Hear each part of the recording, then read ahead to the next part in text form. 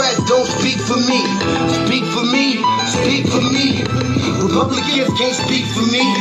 Speak for me, speak for me. A bitch ass nigga can't speak for me. Speak for me, speak for me.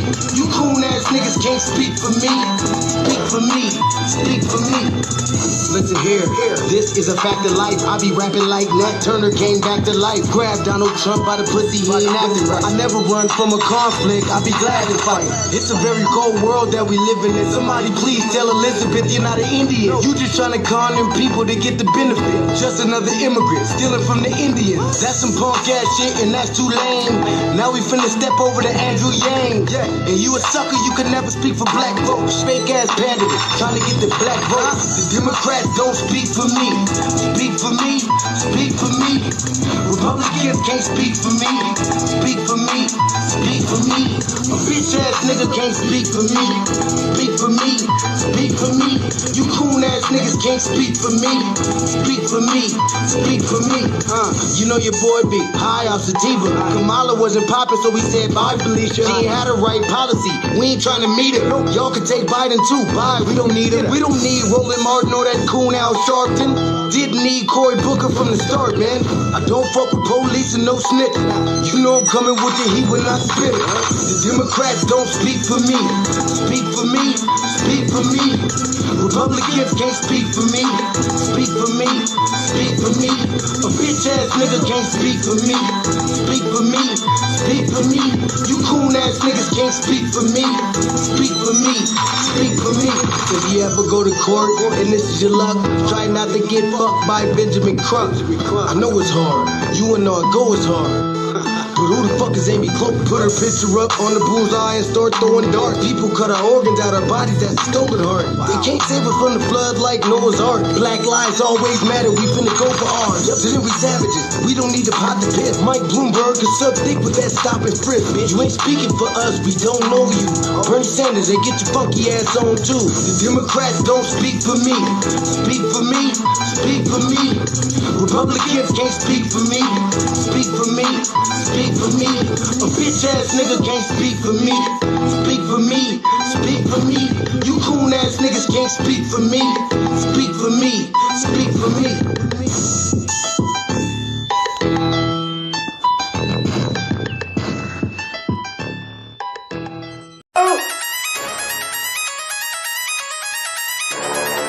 I'm talking about Shutdown going crazy. People going crazy in them motherfuckers.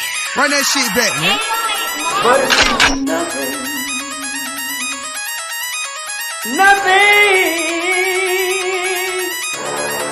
Got a woman on the bed.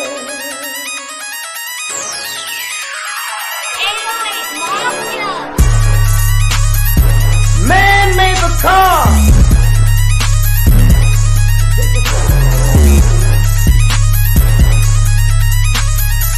Man made the train to carry the heavy load.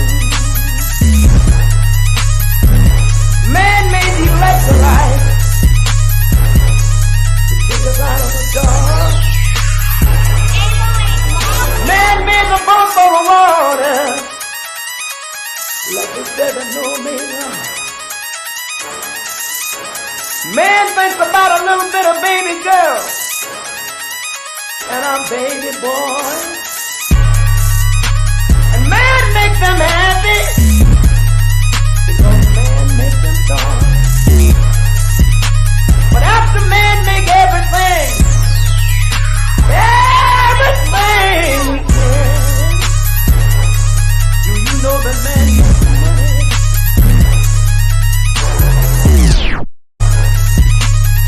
To buy from other men.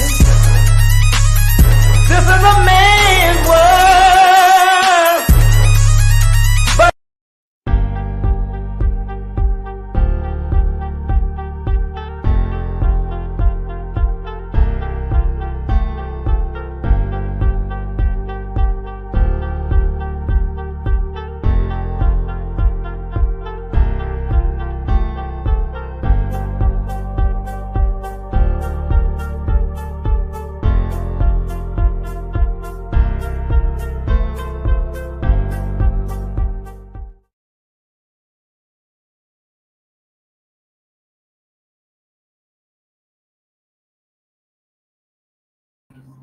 Greetings, family. Greetings, Black family. Thank y'all for tuning in to another episode of the Frontline Black News. I'm your host, Shane Crowman, and we're joined with the other host, Lady Che. Hey.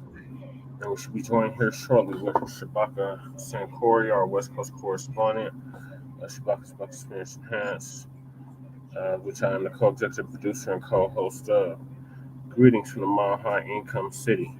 And on this season 4, episode 4, part 2 of the Frontline Black News, we'll be discussing Carl the paramedic sentenced to 4 years for Elijah McClain's death. R.I.P. Elijah McClain. Then we got Sleepy Jim Crow Biden, y'all president. Approval rating hits 70-year low. Latest poll results. Also, Jim Crow Biden, Sleepy Jim Crow Biden, tells more unbelievable stories for gullible voters. Got a black woman found in pieces after going on first date with a monster. Then we got Kai Sadat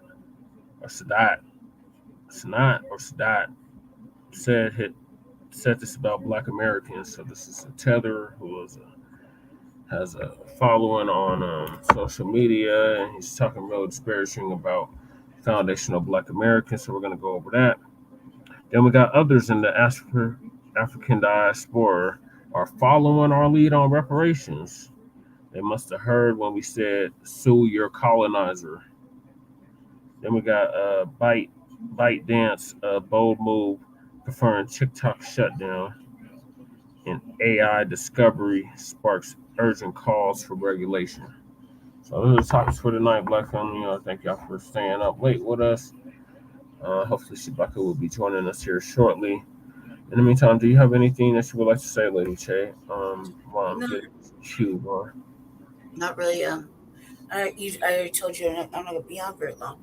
I can't. I don't feel well. I think I got like food poisoning, something like that. I told you I was gonna be on here real long, so I don't really have nothing to say. I just kind of chilled, so I can't wait. Let's get it started while we wait.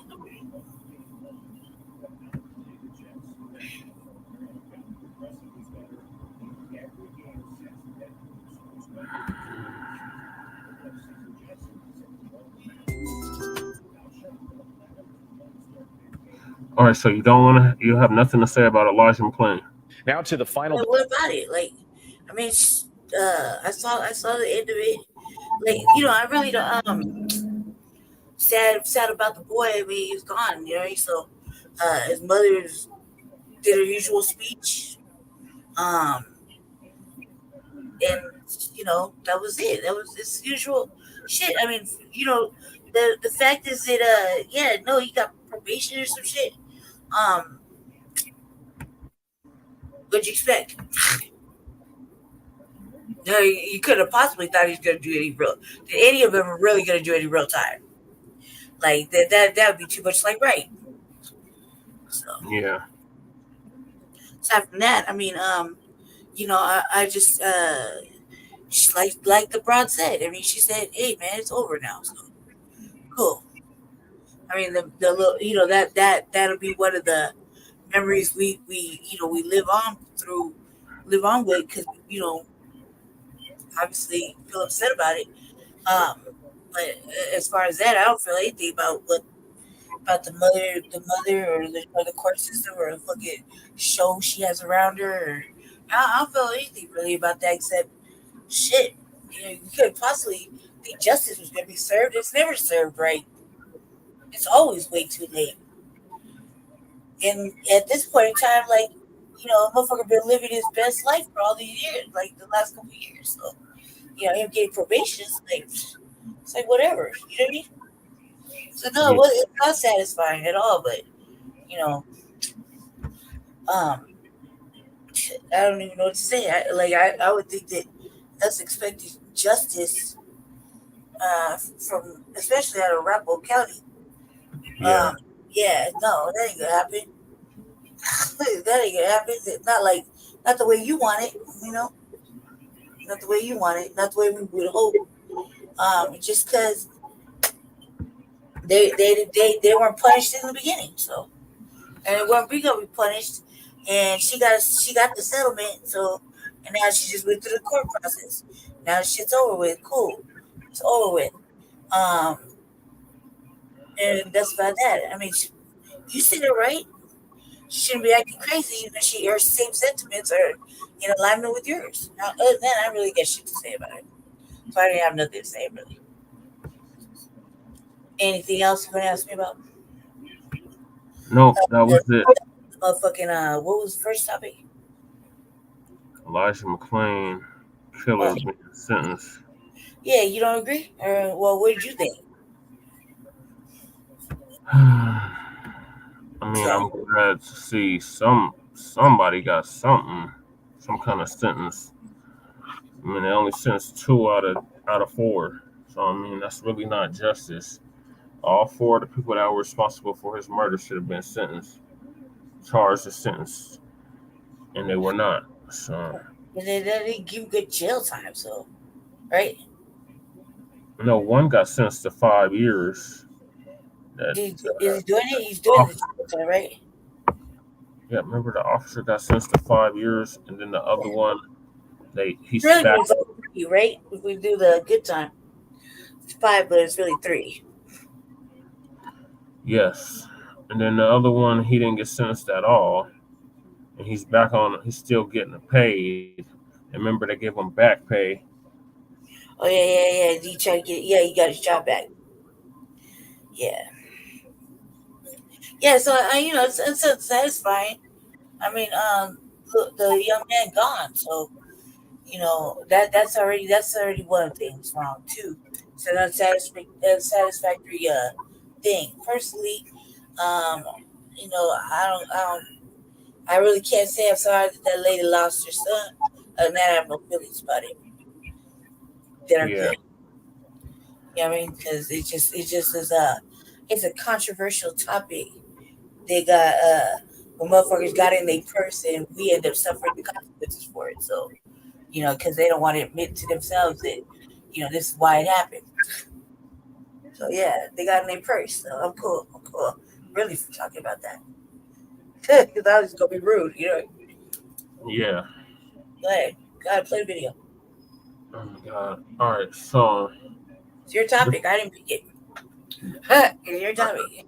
I know it's my topic. Okay. So this is from 9 News, and it says, no matter what, Elijah McClain, Celine McClain, his mother, speaks after former paramedic is sentenced.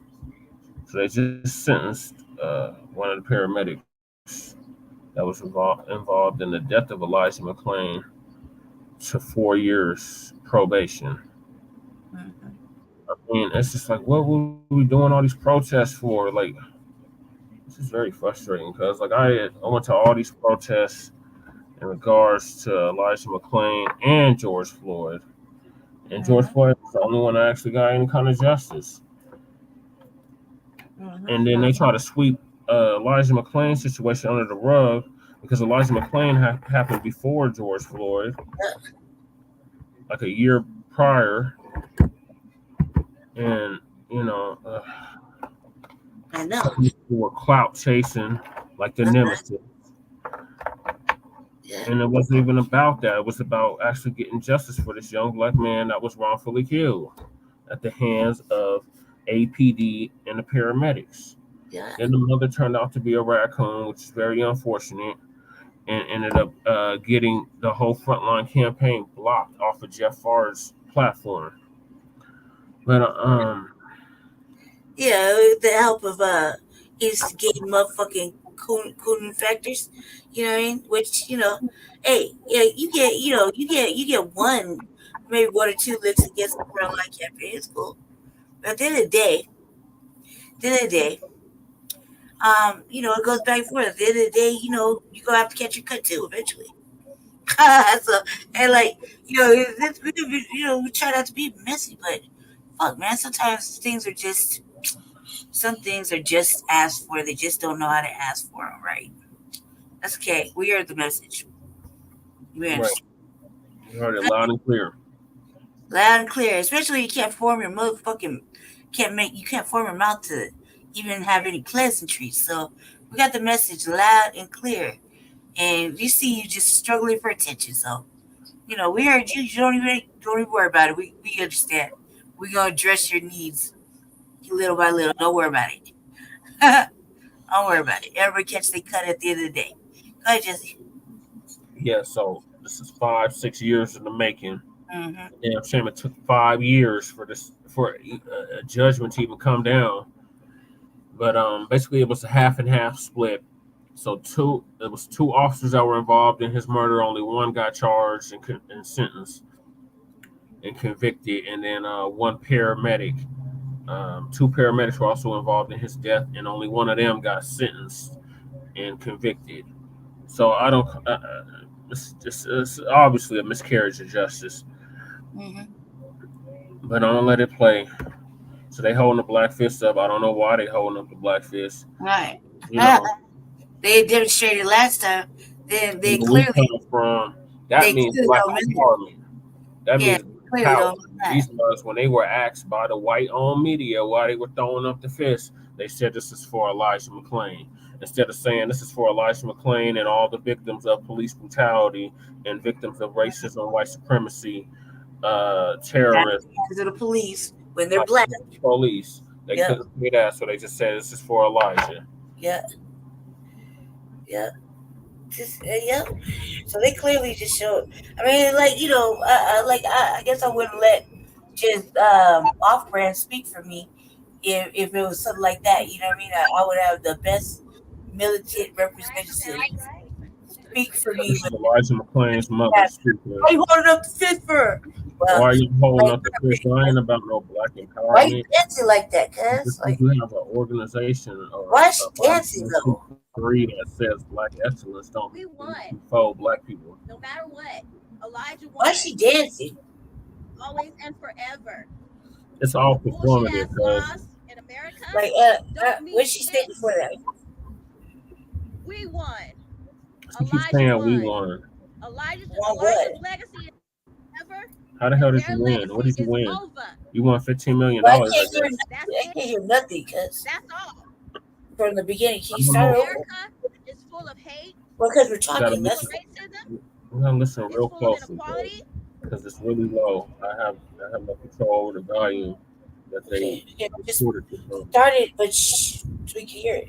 Does the mic sound right?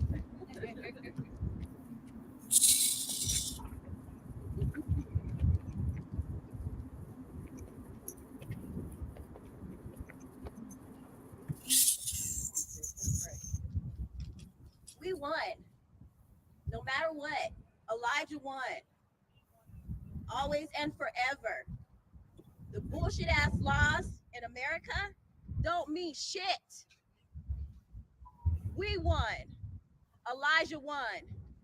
Elijah's legacy is forever, and their legacy is over. That's it, and that's all. America is full of hate. It's full of racism. It's full of inequality. Nothing here is balanced for everyone. They don't care about us. They never did. America's origins are built on racism, slavery, torture, brutality, rape, and an egotistical mindset. They are not better than us. No one is better than us. We have been through too much as a race and as a culture, and we are still here. And we're not going nowhere because you brought us over here. Deal with it. Any questions? All right. Have a good day.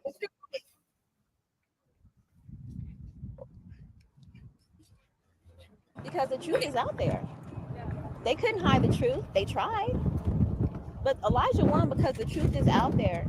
And he is a heavenly being. He's not in hell where they're going. Elijah's in heaven with the Most High God. That's why I say that.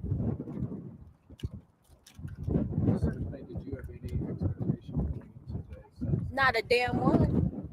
Not at all.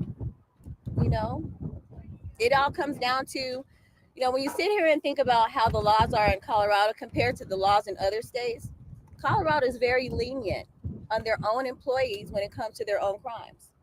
So I wasn't expecting much at all. Nothing at all. I guess that's why I'm happy still. What's next for your cause? I don't know. Good question. I am working on my spirituality, you know, which has gotten me through all of this.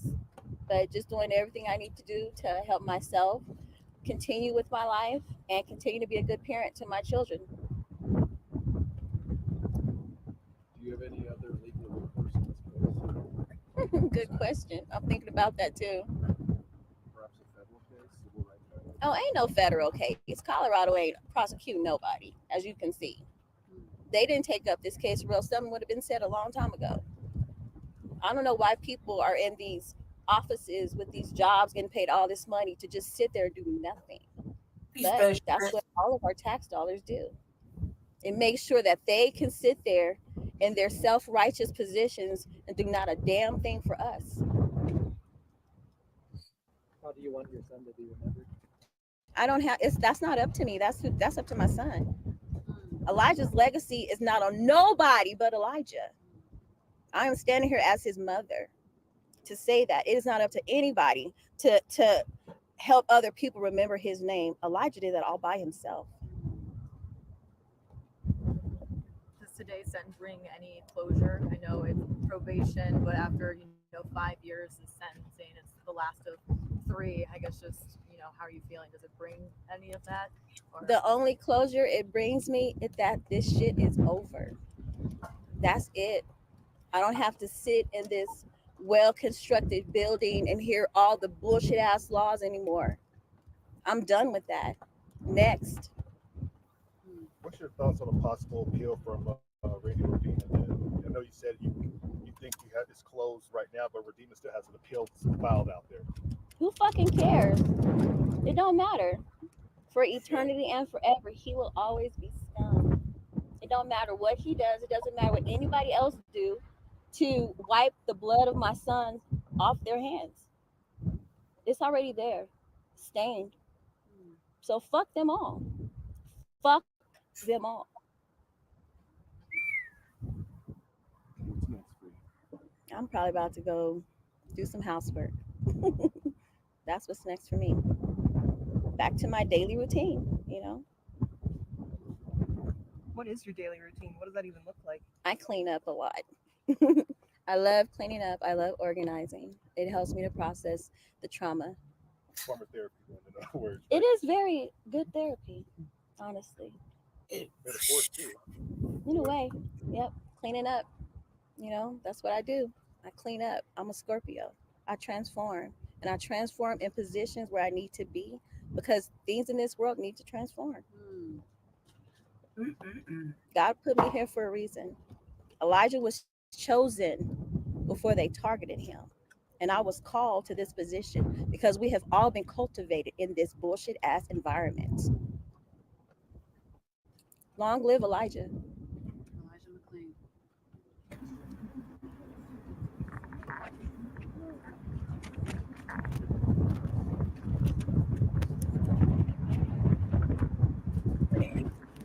You ain't gonna ask the commissioner, the future commissioner, nothing? That was awful. God. Oh my God. Oh my God. She wasn't talking like that before. Thank you, Brush Man. She wasn't talking like that after any other interview, right? No, she wasn't. This is all performative. Right? And motherfucking oh man, cause I said I was gonna behave. I tried to behave. Go ahead. Yeah, she just didn't give a fuck. Like, that's really her. That's really her though. And that whole vibe right there, I mean, that's really her. Like, there's so much wrong with that whole little moment right there. Like, there's something really wrong with this. Like, I do got a question though. I do got a question. Like, so there isn't no, they didn't put up no like little I don't want to give him hits because what did you do with that money though? Like I want you just go home just to wash dishes and vacuum your floor. Cause what you really do, It don't what make you do, sense, yo. You got $15 million to, right? and then you sitting up here doing all this performative shit. At the end, like you were doing this on any of the other interviews, right? I'm gonna go look that up while you're running this. Let me go look that up on my own real fast. Cause that right there, that little fucking show, that little show right there was unnecessary. Like that only showed me that you really just didn't give a fuck. Like you don't give a fuck. Like first of all, you're beyond you're beyond being angry and upset. Okay, cool. But now you just like everything's like you just giggly and like like fuck them and woo woo. Cause when you cuss like that on the news, like you know what I mean, and then you don't let your usual mouth speaker speak for you. Cool. I don't want to hear that bitch's voice anyway. But like when you go walk off power fisting and shit, you know damn well that you're not really gonna live like that. Two, why nobody asked the fucking the old candidate right there what his thoughts were? Huh? Because you always ask Miss Fields what her thoughts are. Or am I wrong? I'm not wrong. It's all performative, cause this whole thing was performative. That shit was black performative. Like that just showed me this bro like for the audacity of the way they be behaving though. They like weird like motherfuckers over there in the coon zone cause like you was caping so hard. And he said the truth and we got censored or whatever. The whole frontline campaign got banned. All right, cool. But telling them exactly what she just said. The only thing that she went so hard with it was white supremacy. She keeps saying racism.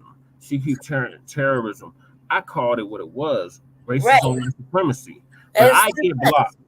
I get told I'm hateful. She just said the I same don't know what the hell I'm talking about. Man, about. she just said the same shit.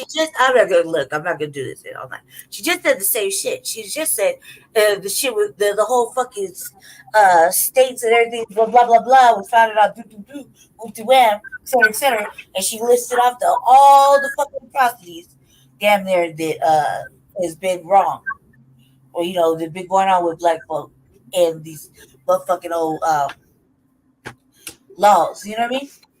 So she just basically said the same fucking shit, and she said it with a smile, and she's all fucking arrogant. Yeah, questions? All right, peace. Like no, oh you a ragged man. That's how you really act. That's why you get no respect. Like your mama will though. Right. That's without saying. But yes. I thought I was going to get all hyped up like this. I was just chill. I can't even say I'm disappointed in her. I'm disappointed because I'm going to go look right now. While you're running the rest of this video, go look right now and pull that beautiful beat footage. She wasn't acting like this on at least the last. Oh, she wasn't. So I'm going to go find it real quick so we can just show. And then she's talking about she wasn't expecting much. Are you serious? Yeah. After you got $15 million, you wasn't expecting much? Yeah, though. She got what she expected. But what you do with it, because you still look shabby. What you do with it? Right. What you do with it? And why? So again, here's my next question. Mr. Motherfucking, weird ass fucking, the bigger in his chest when he was talking shit to us. The candidate, nobody want to ask the candidate how he feel. But I remember, I do seen, Rhonda Fields out there, showboating, talking about. You missed it. She didn't win shit. She didn't win nothing. Yeah, that's what I want to know. What she win? Or what did he win? Performative. Yeah. And here's my next question. Is there like anything put up for him? Like, some places we got murals and shit for some of our lost ones. You know what I mean? Yeah. We got murals, we got a like fucking monument or this statue there. You know what I mean? What for doing those monuments. Yeah. So what is there not one here? There's nothing here, right? I didn't see in one. Aurora? I think there is one in Aurora. I'll look that up. Go ahead and run that beautiful video. Remember that video? I'll look it up. Always play. I can't read. We'll look it up. I'm gonna look it up. Go ahead and run that though. Go ahead. Let me look it up. You All go right, ahead so and I got some more clips to play. So this is her giving her statement during the sentencing of the former paramedic that got sentenced to 4 years probation. yeah. Hello, sir. Excuse me real quick while I adjust the microphone.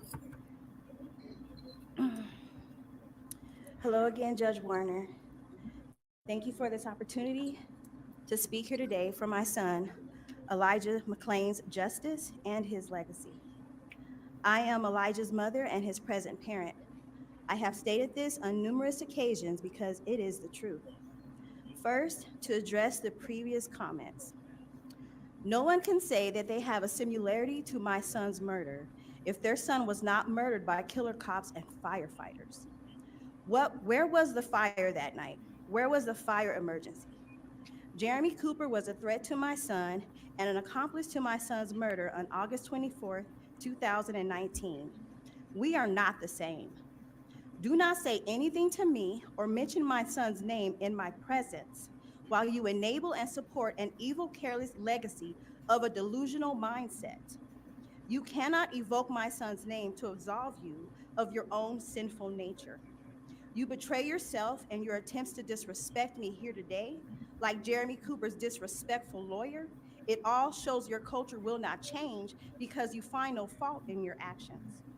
Never forget, your people in your community has an unlawful beginning in my community. When the opportunity presents itself, a person's thoughts, words, and actions will always show the beast in that hue man. The lack of humanity in your comments are not a surprise at all. Eternal shame on you all. When I repeatedly looked at the videos of my son's murder by Aurora, Colorado's hired hands, I wondered why no one took the time to look within themselves to do the right thing. Instead, everyone there the night my son was murdered looked outside of themselves in order to follow the directions or inactions of others. No one looked within themselves to hear what my son was actually saying. Instead, they looked outside of themselves and committed their souls to the evil actions that caused my son's murder. Everyone there the night my son was murdered eagerly rushed down the road of corruption by their own egos and ignorance. They all failed the city of Aurora and every member in the communities of Colorado. I wondered what I would say today because I have already said so much.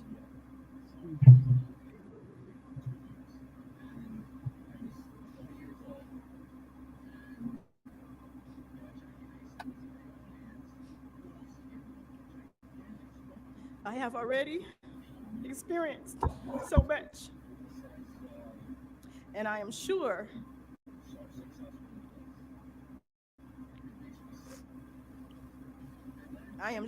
I still have much more to endure for my son, Elijah McClain, to rest in his power. Jeremy Cooper is the person that injected my son with the lethal dose of ketamine while my son laid on the ground unconscious from the brutal attacks of a bully with a badge. Jeremy Cooper followed the crowd of cowards and displayed his immorality through the lens of his own cluelessness. Before Jeremy Cooper injected the drug ketamine into my son's unconscious body, Jeremy Cooper did what he felt was best. He did nothing. Jeremy Cooper did not check for my son's pulse. Jeremy Cooper did not conduct a thorough examination to see if my son was breathing normally. Jeremy Cooper did not interact with my son or ask my son how he was doing under the weight of a monster. Jeremy Cooper was there for more than several minutes before my son said his last breaths. Jeremy Cooper heard my son talking and was there for my son's last words. But Jeremy Cooper just stood there like a drug dealer waiting for his sale. When did firefighters become drug dealers who are paid by the city governments to forcibly cause an unwanted overdose? Nothing Jeremy Cooper can say will bring back my son or remove my son's blood from his hands. I have seen nothing in Cooper that shows he regrets his actions, from his lies on video and his attempts to cover up being an accomplice to my son's murder to the lack of guilt in his eyes. The The trials have been exhausting, but worth it because I stand here for truth. I stand here for love. I stand here for light. I stand here for justice. And I stand here for my son, Elijah McClain. I am not saying that I am a better representative of what American values should be. But what I am saying is that America will never be what it could be because it does not look at all of its citizens as one race, the human race. Treating people how you feel they deserve to be treated is very different and the complete opposite of treating people how you yourself would want them to treat you. Again, I'm here to witness the sentencing for Jeremy Cooper and his participation in my son Elijah McClain's murder. Human justice does not come anywhere close to what true accountability is. So I will continue to say, meditate, and pray for divine justice for my son, Elijah McClain. From my heart to my hands. Long live Elijah McClain, always and forever. Thank you, Your Honor.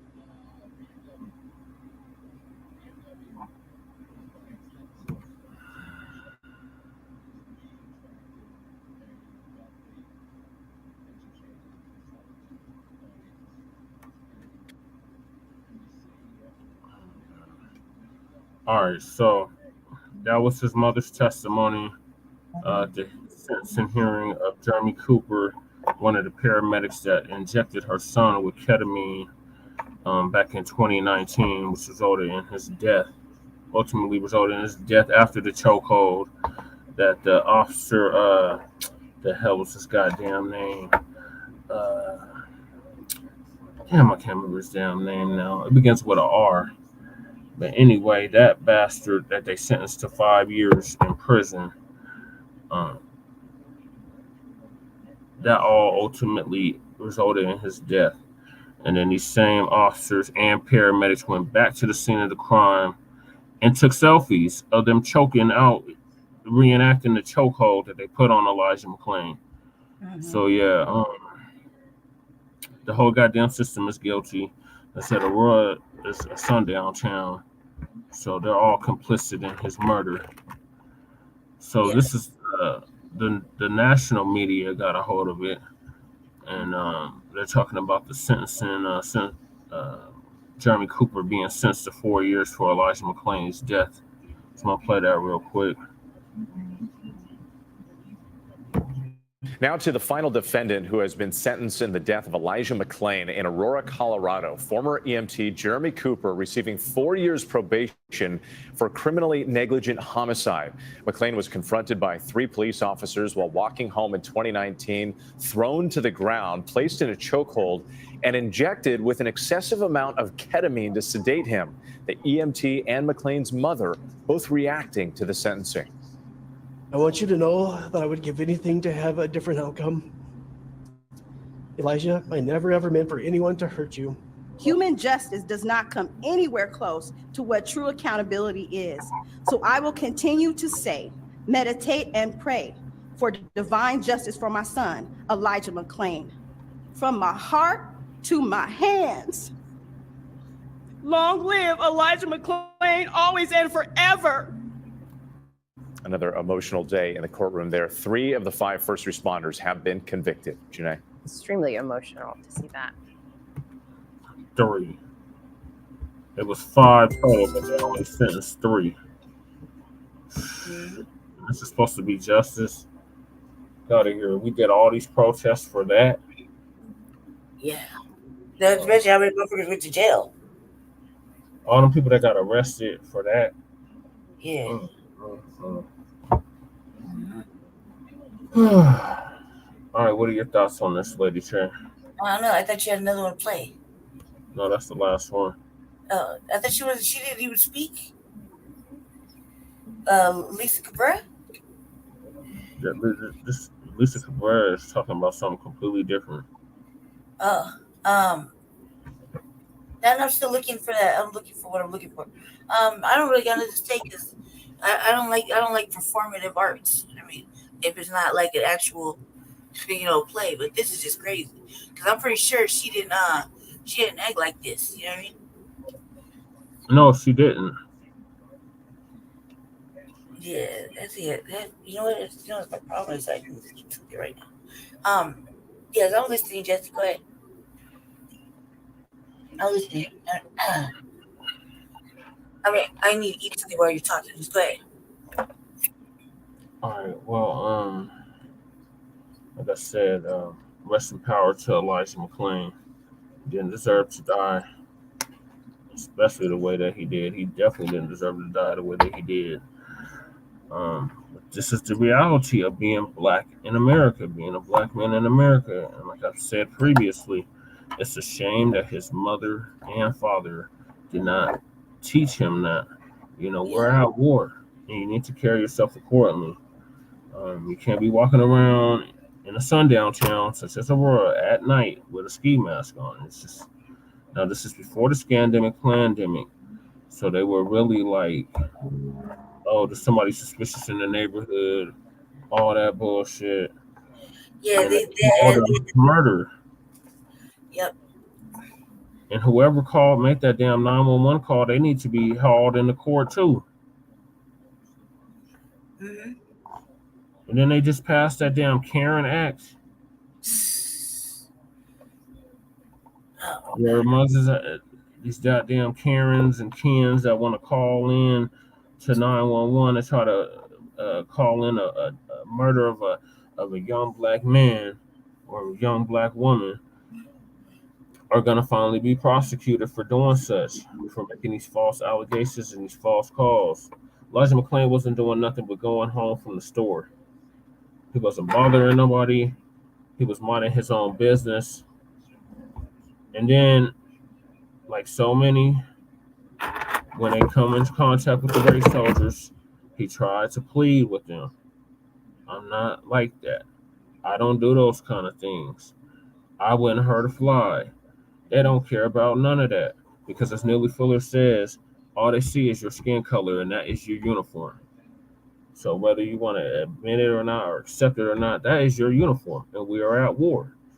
So well, conduct yourself accordingly. And then the mother, I can't believe her after she got me blocked from Jeff Farr's shit. Not just her, cuz not just her. It was fucking Tay and everybody else instigating that shit. Yeah, Tay was instigating shit. And then fucking old Medea with her motherfucking raggedy ass fucking cussing and shit, acting stupid. Like, you know, about this when it was a simple you said the truth, shit. It's not nobody's fault. She was in her motherfucking bag. She took the money. You took the settlement. So you're not beyond reproach, cuz. Like, what are you talking about? That was a modern day lynching. That's exactly what it was, Brother Shabazz. A modern day lynching. They went for that's what they do. They go for soft targets. They see them as a soft target, and they killed them. That's the article about the money. Oh, you sharing it? Oh, okay. That's to you on the messenger. Okay. Let me carry on what I was looking at. That up. Yeah, because it pretty much it like for what it paid you, because you don't sold out like just how it breaks down is really bad. That's a really bad look. Like, that's really bad. It really is. Like, Oh yeah, I remember this article. Yeah, it's a really bad look right there.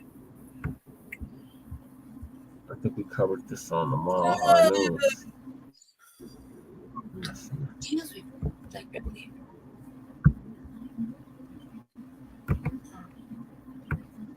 Hey, sure you can show people. Yeah, so you can show the people. Aurora, Colorado, to pay $15 million to Elijah McClain's family to settle a lawsuit for 2019 death at the hands of police. Go ahead. I'm sorry. I didn't mean to interrupt. Go ahead.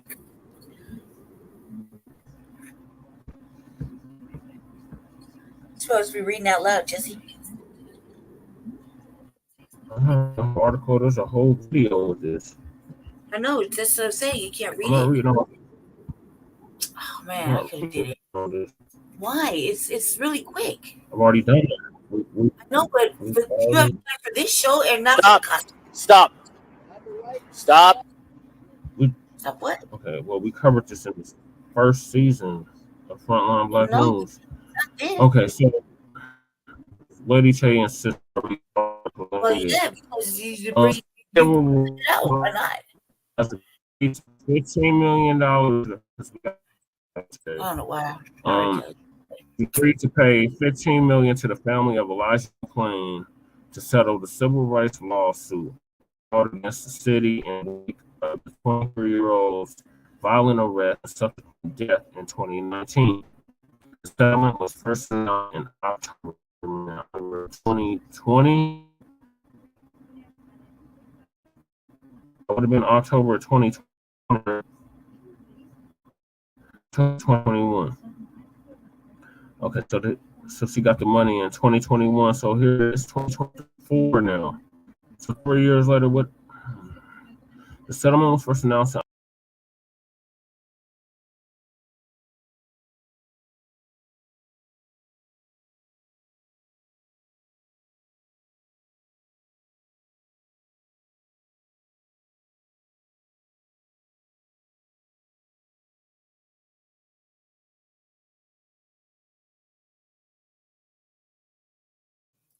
All right, Belly. I lost audio. Sorry, we lost it for a second. I could just do this real. I could just do this real fast. Okay. Basically, because we're always talking about when you take the settlement, and then you expect all this extra shit to happen, but you already pretty much just took the money, took the hush money, the money. But I'm gonna read it. I'm gonna read it for you guys to see, so that you guys know what happened. What we talking about, because it was pretty. It's up there. The article anyway. Let me read it real quick. Hold on a sec. Let's see if we get there. I just sent it off to Jesse, and then let me see. Okay, let me see.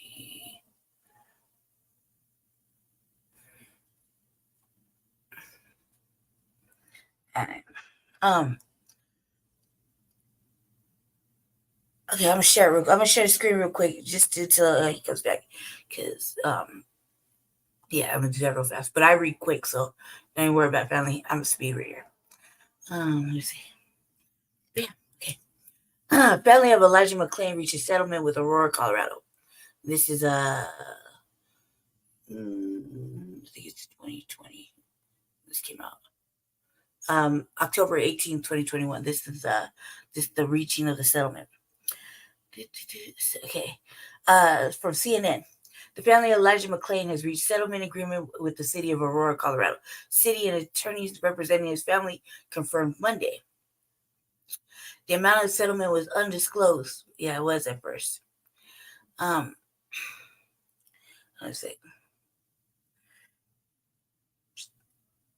Was undisclosed until the city signs the agreement and McClain family decides on allocation process. McClain's mother, Shalene McClain, and his father, Lawayne Mosley. Nothing will bring back our son, who we love dearly, but he is hopeful that this settlement with Aurora and the criminal charges against the officers and medics who killed Elijah will allow his family and community to begin to heal.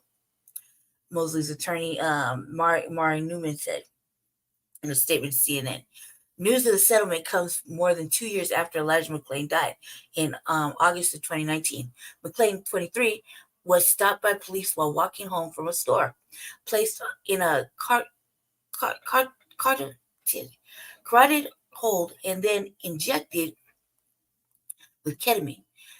Adams County District Attorney Dave Young declined to bring criminal charges because he said prosecutors lacked evidence to prove officers caused McClain's death or that their force was unjustified.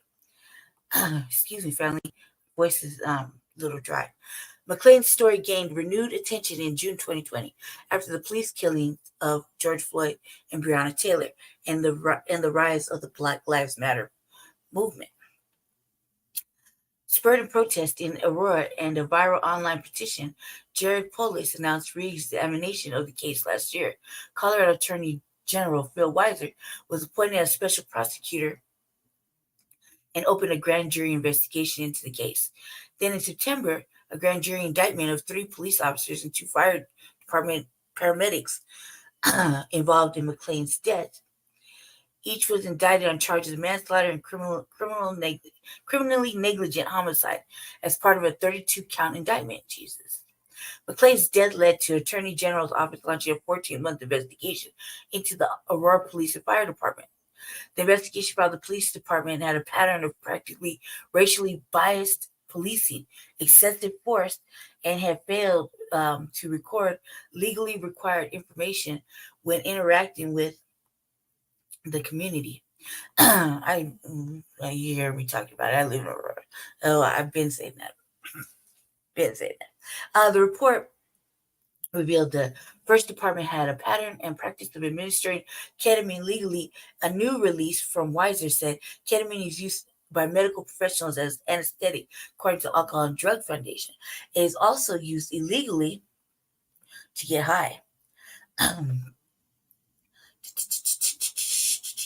Okay, I think that's it.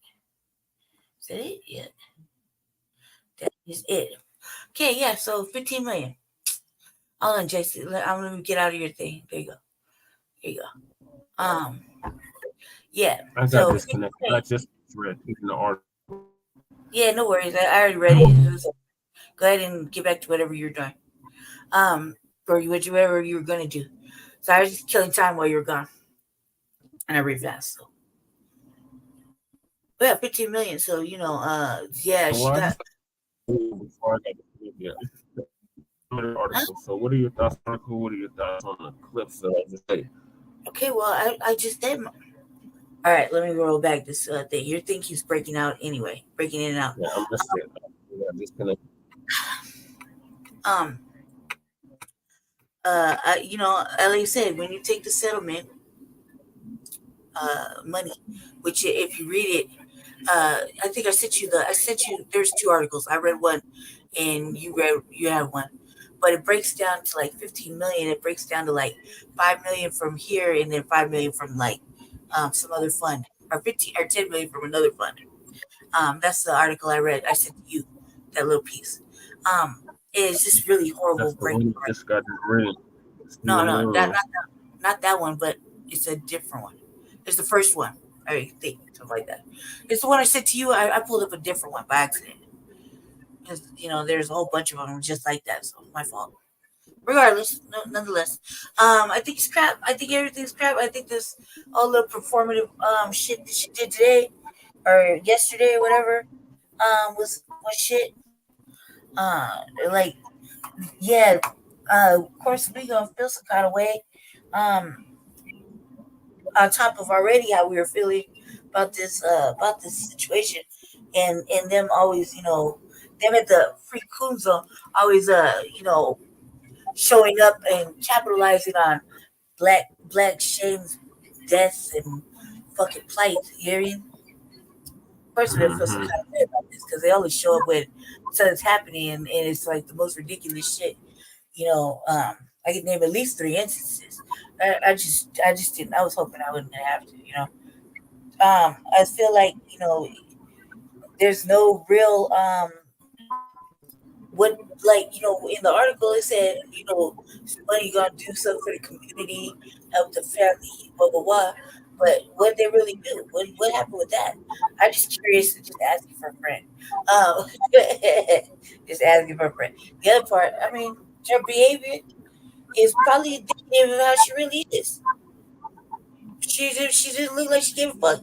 She was upset clearly, but in all actuality, while everybody likes to deny fucking racism, white supremacy here in Aurora, and that the police and all the atrocities that they commit on a daily basis, while everybody want to act all innocent and stupid about it, like it don't exist and doesn't happen, it's very rare. We should just do this and this and that.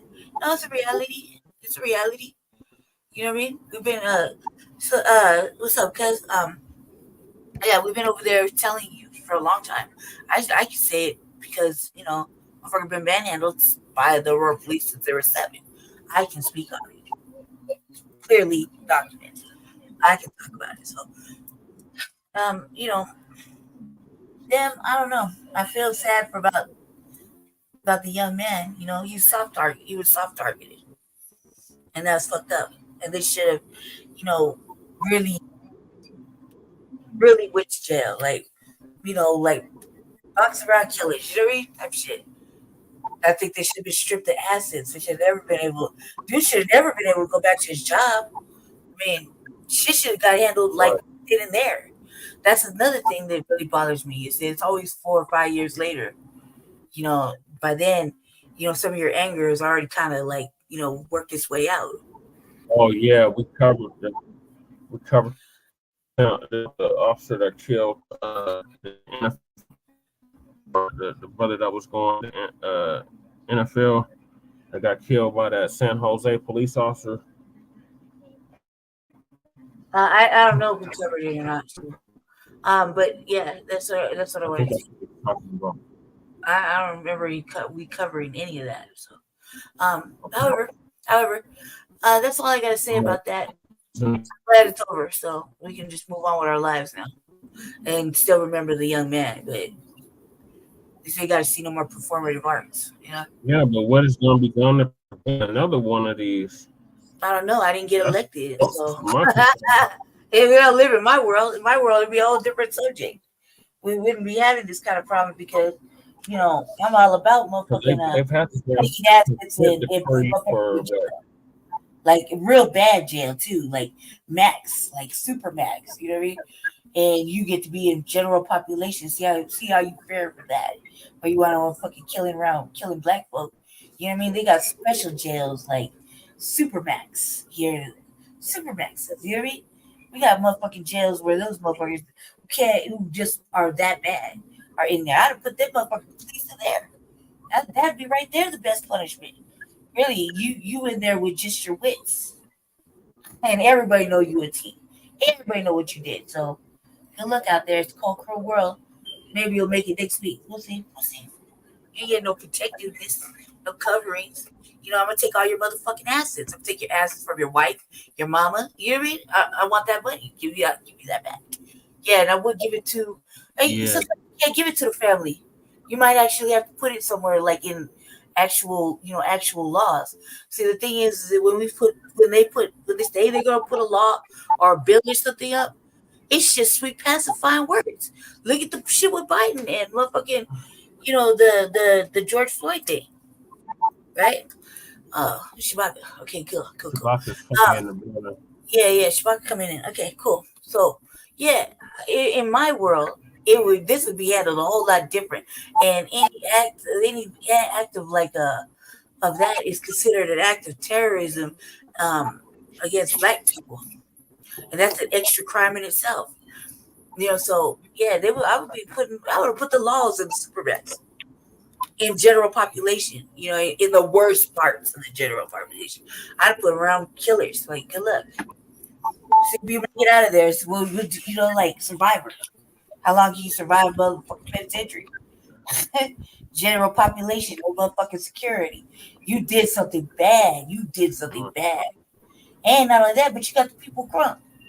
And then you didn't give a shit for it. And then the mother too. You gonna shit on the efforts of us protesting for your son? Like, cause that's how I feel. Yeah, that was bullshit.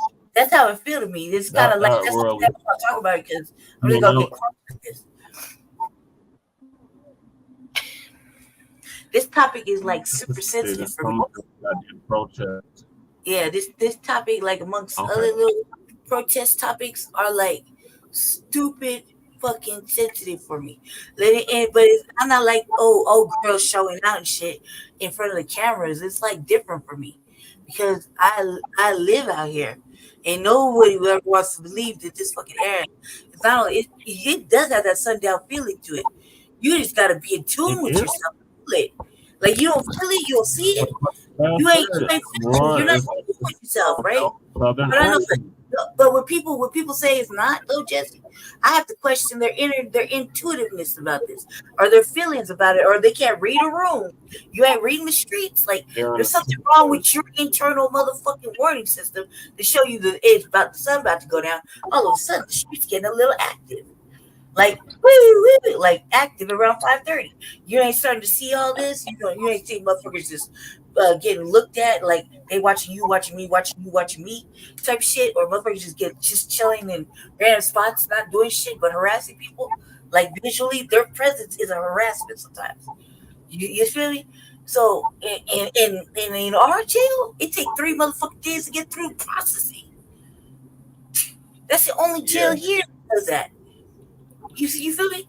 Yeah. And in 3 days of processing, you're being fucked with by the laws in the jail before you even get booked into your motherfucking pod. You feel me? Yeah. So then it's just beyond that, motherfuckers. It's beyond that, but you let motherfuckers just don't let the shit deflect the message. I'm in tune. I'm a big motherfucking in tune. I've been saying it though. So people are like, no. They're always calling us a liar just when we say things like this. You know what I mean? Like we made it up. But it ain't on me. It ain't on me if I'm in tune with what's going on out here in the world. I'm very observant, perceptive, intuitive, and I'm seeing the shit. I've seen it with my own eyes. It's not like third-party information. I've been manhandled by the T's myself since I was a little girl. They arrested me. Put me in shackles. I was only like 12 fucking years old. How much of a danger could I be with a broken face? You dig? So come on, man. It is clearly a fucking problem. Forgive me, family. Forgive me. And ain't nobody gonna do nothing about it. They ain't gonna do nothing. What you do is you cut the motherfuckers. Wait. You know what's even more injustice is that when I was crying on the phone, begging them to fucking let me even write in, cause they were content with the racism and white supremacy that has already been instilled. So they would not have me. Even though legally I'm right. I was right to write in. Even if they didn't, whatever. And they just made it that way. Nobody's signatures were counted. They were just picking and choosing. How you even gonna let me go through the process if you just go deny me? Like just that should have been off top. But I had a right to write as a write-in. I'm out there doing the work. I have a right? Just off of that. And I'm crying on the phone, guys. I'm crying on the phone. I'm saying, I can change this shit. Let me change this shit. Just let me have a chance. There's racism, white supremacy just embedded in this shit. No, ma'am. It's past that. No, it wasn't. And it wasn't. You feel me?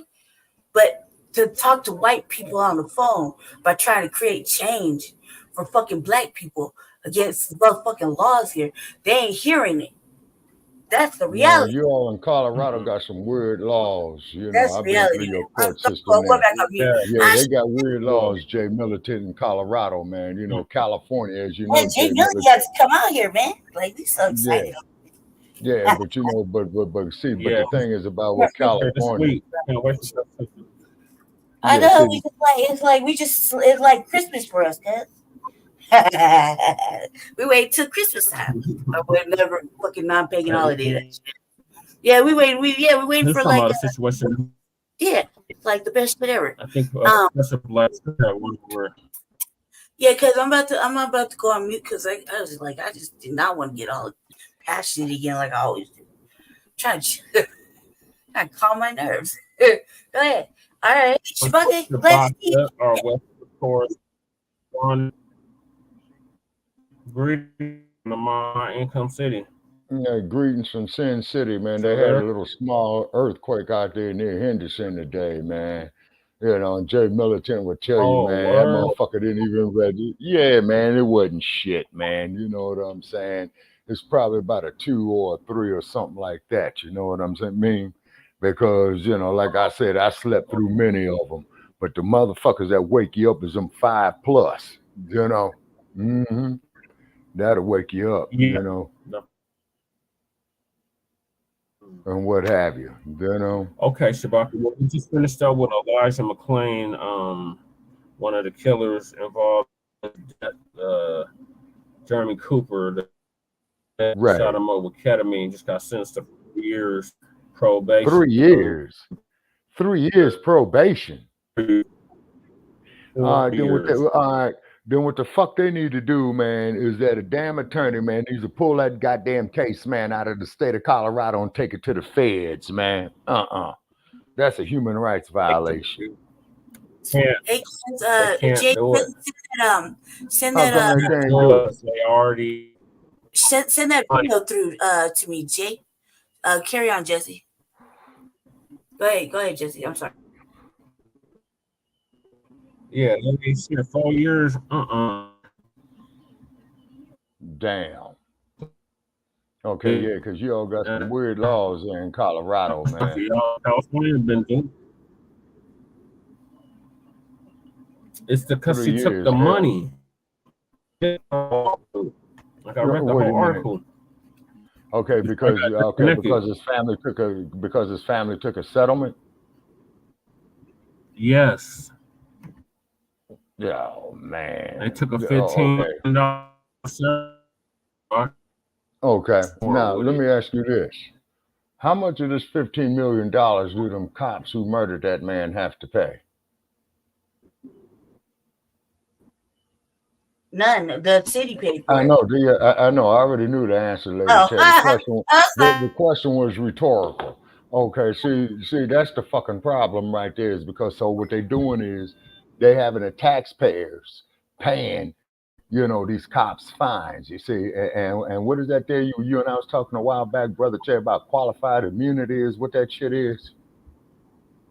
Yeah, well, Colorado ended qualified immunity, but like I keep telling Lady Che and other people, the law is only as good as its enforcement. If they're not enforcing shit, true. then it's not going. Okay, now You ain't telling me shit I already know. They have this consent decree for like 3-4 years now, and ain't nothing changed. And the goddamn thing changed. The only thing that's changed is the year.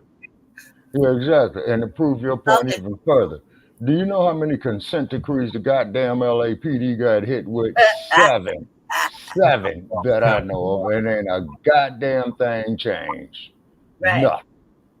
And really, like I said, I've been saying to you, you purge that system. So this is the video that Jimmy wanted me to play real quick. I'm gonna play this real quick because we got topics to get to. JD, you want me to play the video? Obviously. Okay, so man who punched San Jose's mayor and Kron 4 interview to be released from jail. Oh, this is something completely different than what I was thinking of. Okay. No, San Jose is in the Bay Area. No, but I was thinking of a whole different video that Professor Black Truth had went over like a week or two ago. That it was Jay Militant is saying not that the mayor was doing an interview and this brother was going to work, and off-duty cop playing security got into a fist fight while he was going to work. Yeah. Yeah, San Jose Police Department, man, they notorious. Look. Yeah, that's San Jose, all right. Now That's at 5, downtown the man San accused Jose. of fighting with San Jose Mayor Matt Mahan's undercover police guard was released from jail today. Thank you for joining us here on Cromford News at 5. I'm Noelle Bello. I'm Ken Wayne. Our cameras are there in downtown San Jose when that fight broke out, sending the police officer to the hospital briefly. Cromford's Jack Molmud was the reporter who caught it all on camera, and he was in the courtroom today and joins us live with the latest on what happened in court. Yeah, that's Santa Clara County. Yeah, that's right. Wesley Pollard, that's the name of the man who was seen in that video that seemingly spread on social media now like wildfire. He will be released from Santa Clara County Jail here later this evening, but that was before earlier today when the judge originally wanted to keep him in jail, and it wasn't until he saw the Cron 4 video this afternoon that changed his opinion. Now, Pollard is charged with battery, disturbing the peace, and a felony charge of threatening an officer. In court today, the judge said that since Pollard has a warrant for his arrest in the state of Georgia, and according to the police report, did not listen to the officer's efforts to keep him away, the judge said, quote, "I am not inclined to release him." end quote. The attorney for Pollard requested that the judge look at the Cronfor video of the full arrest before issuing his ruling. The attorney argued that Pollard was actually trying to get away and not escalate the fight. The judge looked at the video and ended up changing his outlook on this. He granted Pollard to be released from several conditions, including staying 300 yards away from Mayor Matt Mahan and the San Jose police officer that was undercover at that time. And again, like I said earlier, Pollard is expected to be released from Santa Clara County Jail later this evening. Now, I did speak with some people within San Jose City Hall, and they tell me that they do recognize Wesley Pollard, and they say that he's actually threatened them before. So that's what's going on here. We'll send it back to you guys in the studio. Jack, the judge seemed to get a picture that this was worse than what was in the video from prosecutors and decided to, I mean, what changed his mind after seeing the video? What was it that seemed to make him determine that he should be released?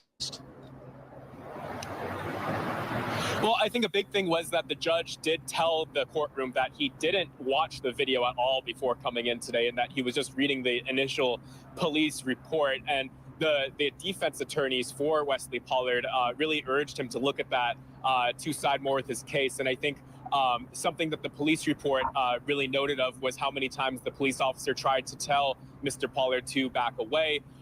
Now, the defense attorneys wanted the judge to look at the video to see some of the more, quote, defensive moves that Pollard was trying to make, and that was the defense's argument there. Looks like the judge may have listened to some of that when he watched that video. And also on his warrant out of Georgia, he's wanted in Georgia for a similar type of crime, resisting arrest, I believe, in Georgia. What's to prevent him from taking off again? I mean, he's already shown that he's not going to respond to a warrant. Fugitive Slave Act. Fugitive Slave Act. Pointed out for Mr. Pollard was that while he is wanted in Georgia, he does not have a criminally violent history, and I think they made a big note of that, and I think that's what really weighed into the judge's decision here. Now, I think the future of this case really remains to be seen, but he is expected, and he is being requested to be back in court on July 11th. Well, I know that you'll continue to be following up on this story. Jack, thank you joining us live from San Jose this evening. He's not gonna show up to that court date. Y'all think he gonna show up to that court date? Yeah, if I was him, I'll show up to the motherfucker, and hopefully by that time, man, they'll go ahead and dismiss it. That's what I would do. The PR, man, I don't know. It's kind of, nope, you know, depends. I mean, like, well, he ought to be glad he's not in LA County. I see this differently. I don't know what the bonding system is over there, but I see this a whole lot different. The visual for me is different. It's the opposite for me. Here's the opposite for me. Like, I don't see it as you know, the dude told him to stop and blah blah blah. I see it as a whole different way. Like, that visual fight for me was the opposite of what they're saying. Okay, my question is this: who threw the first punch? I think it was the man. Because that's what it looked like. The brother threw the first punch. The man threw it. That's what it looked like. No, like, you say the white dude threw the first punch? That's what it looked like. Whatever the punch is. Okay, all right. But the point is what I'm getting at. Did the brother throw the first punch? It didn't look like the Asian dude did. Okay, then that man was defending himself under California law. Right. Right. That's what at least. So what he's got is a case of false arrest. The clip they showed shows it something different if you look at it right. You know what I mean? The way they're spreading it. So I don't know. Well, this is for further development. But put this on pause. I actually have a whole bunch of thoughts on this. But we'll put it on pause and let Jesse go on and get with his show. I'm gonna go back on mute. Go ahead, Jesse. All right. Yeah. Thanks for sharing this with us, Jay. We're gonna dive into this further. This is probably a RBA topic, Lady Che. Yeah, I got it covered. Okay, whoa. Now, according to what Jay is saying right here, the cop was trying to stop him from going into work. Okay, now see that's how work. Okay, see that's a whole different ball game altogether now because now technically, okay, well, Lady Che, fuck the goddamn San Jose Police Department and the fucking county of San Jose. Okay, no, I'm not saying that. No, I'm not saying that you're lying. No, I didn't lie. Yeah, because see, if this man was on his way to work, you see, now you're interfering with his livelihood. Yeah. Yep. Well, I'll dig into it. Asian dude is the cop. I'm almost done with my little project, so the RVA could go live here shortly. So I'm almost done with my little project that I'm working on. But So the go ahead. Hazy Gold is security for the mayor. Okay.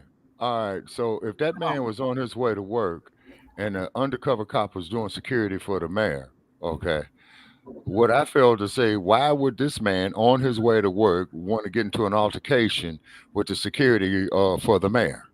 It don't add up. Yeah, it doesn't make any sense. Yeah, that don't make any sense. I mean, if I'm on my way to fucking work, that's the last goddamn thing I need is to get into an altercation with some silly ass bastard. I think Right, about it. what I'm You wouldn't saying? even get no bond, dude.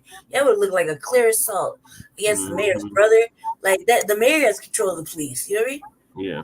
So Well, Lady Che, it all depends on how their city charter is set up. Okay, because Jay, up there in San Francisco, man, the mayor can direct the police department, right? But whereas in Los Angeles, they can't. They got the commissions that direct the police department. The only thing, is Los yeah, Angeles the home rule? is Los Angeles. Home rule municipality? No, Los Angeles, No. Lady Che. You know, Lady Che, LA is its own city and county, like Yeah, San Francisco. like mine. Like in Aurora, we have a home rule municipality charters. We got our own rules. Because Aurora is a separate city from Denver. Because Yeah, and Aurora sits in three different counties. Yeah, but you see, but the trip is about Denver that tripped me the fuck out. And if you ever been to Denver, Jay Militant, you're gonna love this. The Yeah, city he's of coming. Denver, believe it or not, sir, sits in 4 different counties: Arapahoe, Denver. Denver is its own county. Adams. Denver's its own. Jefferson, Yeah, Adams County and Jefferson. Douglas. And Douglas. Yeah. So it's 5 counties that the city of Denver sits in, right? Yeah. Wow, that's crazy. Yeah, it surrounds us. Like I'm in one of them. I mean, we're like me and Jesse are like literally minutes apart, really, in a vehicle. So, okay. But, I'm in a home rule. My area is under a home rule, and we have a municipality, so the rules are different. Or just a little bit different. Like our mayor don't really got no power. Okay, so he's just a figurehead, like the mayor of Los Angeles. Yeah, the city council and all that shit got the power, right? Yeah. Right. Okay. So which means is the mayor so the mayor he cannot introduce no bills to introduce any type of policy for the I think city. he made a bold move this last year. Did something. I think he made one. Yeah, but he got to get it passed by the council. Right. So yeah. I think he took that. Does he got the power of veto? No. Does he have In Denver, does the he mayor? has the power to veto. I don't. Yeah, but no, not in Aurora. Aurora is completely different. Aurora don't have a strong mayor, and they intentionally want to keep it that way. So the city council, which is pretty much held up by racist white supremacy. Yeah, he's coming, Shabaka. In a few days. Okay. Yeah. So, AJ, I will wait a few more days because it still might snow there in Denver, man. Because you'll see all 4 seasons there in one day. You gonna be all right. I mean, it'll snow in May, but I don't see no snow in the forecast. No, man. I think we had to last a little bit this weekend. No, I've been there in May where it snowed. I've been there in January where it got damn near up to 65 You degrees. just salty because the last time you were here, it snowed heavy. I got buried in that shit. in this mud. Yeah, I got stranded in that damn snow. That's why you feeling right now because we just kind of went through a little rainy, snowy little situation over the weekend. It was My vehicle was buried in the snow. I had to get the people there where I was staying at to shovel the motherfucker out. You was in the white area. So you should have been okay. So I'm gonna move us along because it's already almost midnight. Off the thing anyway, Jesse. So the next topic is Sleepy Jim Crow Biden. Sleepy Jim Crow Biden's approval ratings are the lowest they've been in 70 years. Great news. So Lisa's gonna give us the update. Shout out to Lisa Cabrera. You need to email her, Shabaka. I'm gonna go. I'm gonna go. I just want to say peace, Black family. Talk to y'all later. Talk to you later, Jesse, Shabaka. See you guys. And RBG says it was. I reached your face. If it snows, it will melt the next day. What Brother RBG is saying right here. He's That's right. verse And I've That's witnessed Brother that. Sebastian, Shabaka. Oh, okay. Okay. Yeah. Okay. All right, night, brothers. Peace out, fellas. I gotta go. All All right. right. I'm gonna watch from the sidelines though. I'll get Oh, out. she's just gonna be lurking. Okay, got you. Yeah. I'll just get out the studio though. Okay. All right. All right, peace. Love you. Bye. Love you too, babe. All right, so here we go. Biden's approval ratings hit 70-year low, largest Okay. for latest poll results. Okay, that's great news. Yeah, that is great news.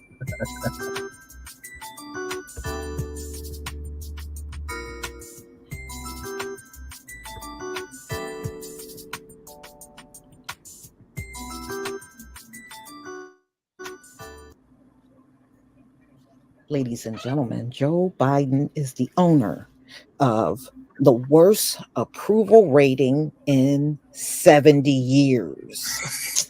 Great news. You might not want to own Great that one, news. Joe Biden. Great news. Great news. So let's get into it. Worse in 70 years, Biden's approval rating absolutely dismal. President Joe Biden has the worst job approval rating since Eisenhower. Damn. During his recent complete 13th quarter in office. This is according to a new Gallup poll. While Biden clocks at 38.7%, the previous low was set by George H.W. Bush at 41.8% in 1992, and Donald Trump and Barack Obama averaged 46.8% and 45.9%. Respectively, during the same point in their presidency. Prior to Bush, Jimmy Carter is the only other president with a sub 50% average in his 13th quarter.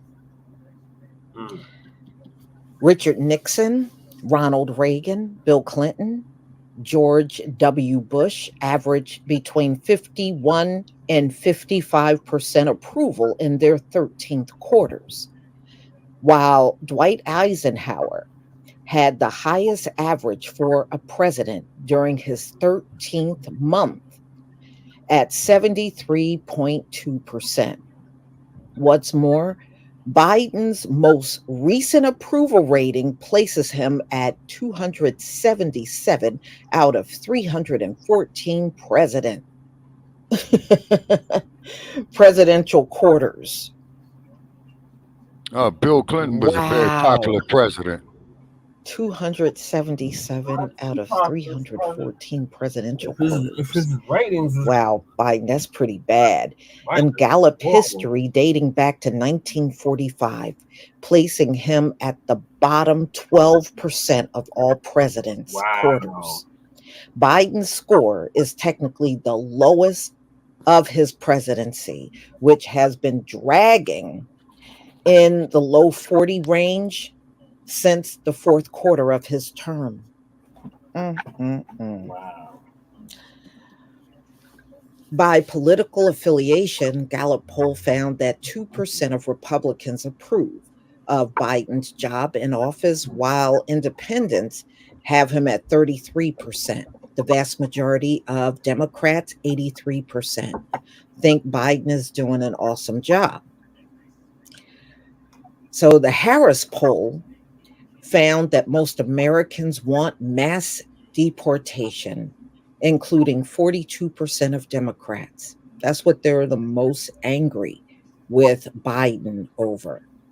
The poll also found 30% of Democrats and 46% of Republicans say they'd end birthright citizenship guaranteed under the 14th Amendment.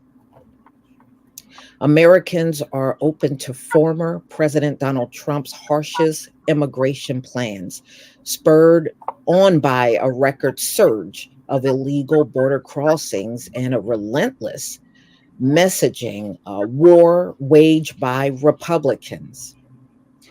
So I was surprised at the public support for a large-scale deportation. This is what Mark Penn said, chairman of the Harris poll. and former pollster for President Clinton, adding, I think they're just sending a message to politicians to get this under control, suggesting that a clear warning to Biden that efforts to shift responsibility for the issue to Trump are not going to work. Well, that's what he's doing now. He's attempting to do it. Drilling down. All right, so they were asking Americans to identify their greatest concerns surrounding illegal immigrations, and these are the top reasons that Americans gave. Increased crime rates, drugs and violence at 21%. The additional cost to taxpayer, 18%. The risk of terrorism and national security, 17%. The survey also found that 64% of those polled believe immigrants receive more in welfare and benefits than they pay in taxes. And 54% believe that immigration is linked to a spike in U.S. crime rates. And bottom line, the trade-off here in the poll are people would take expanded legal immigration if they saw there's a crackdown on the border. Well, there isn't. There isn't. And I think what Biden is going to do, like I said, when it gets close to the election, he's all of a sudden going to jump up and do something about the border. Yeah, all of a sudden. Okay, because he don't want that to be a reason for losing. So I would say probably late summer or sometime in the fall, he's going to all of a sudden try to slow down the border because the election is coming.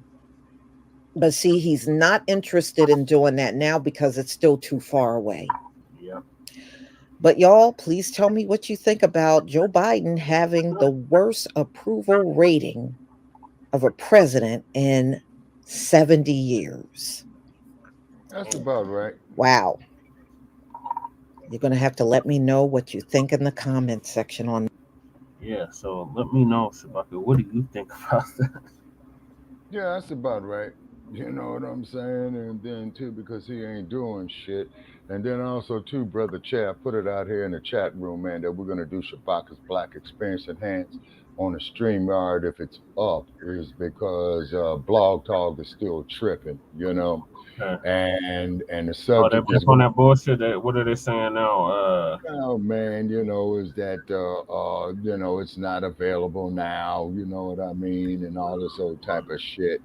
Subject is 32 years later of Los Angeles. Oh yeah, rebellion. It sure in the hell is. Yeah. Okay, and keep in mind is that they did not refer to the community did not refer to it. That's a riot. It was a rebellion. It was a rebellion. Okay. And then after the Rodney King case, then you had the LA 4+ trial. And them dudes got hit like with 25, 30, 15 years, you know, the ones that jumped on the truck driver. And the way I heard it, man, when they beat his ass up there on the corner of Florence and Normandy in the heart of South Central LA, is that he was, the people were outside protesting and he was up there making shit like, oh, Rodney King got what he deserved, fuck you niggas, and all that old type of shit. Yeah.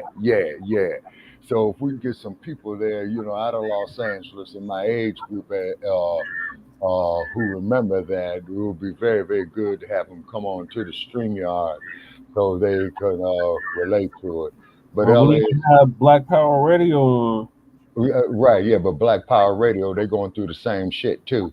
Is because with Black Power Radio, they did a Zoom meeting tonight, and I joined the Zoom meeting. Dr. Bay was there, you know, the Imam was there, also too, a few other sisters were there, you know what I mean? And so what they were talking about, the unfolding situation in Haiti, and then also too about the new Africa Republic. You see what I mean? That has been talked about since the year 1968. You see what I mean? Yeah. Okay. And so what my suggestion is on that is if those black landowners down there, if they could adjacent the land, to each other, you see what I'm saying? Then technically all that there would be private property and they could do what the fuck they want to do. Yeah. You see what I'm saying? Is because under the private property clause, no, hey, this is my property or our property or what have you, and this is what we do here. So therefore, if you have all those landowners with adjacent properties, hooked up together, you see what I'm saying? Yeah, they could do what they want. Mm.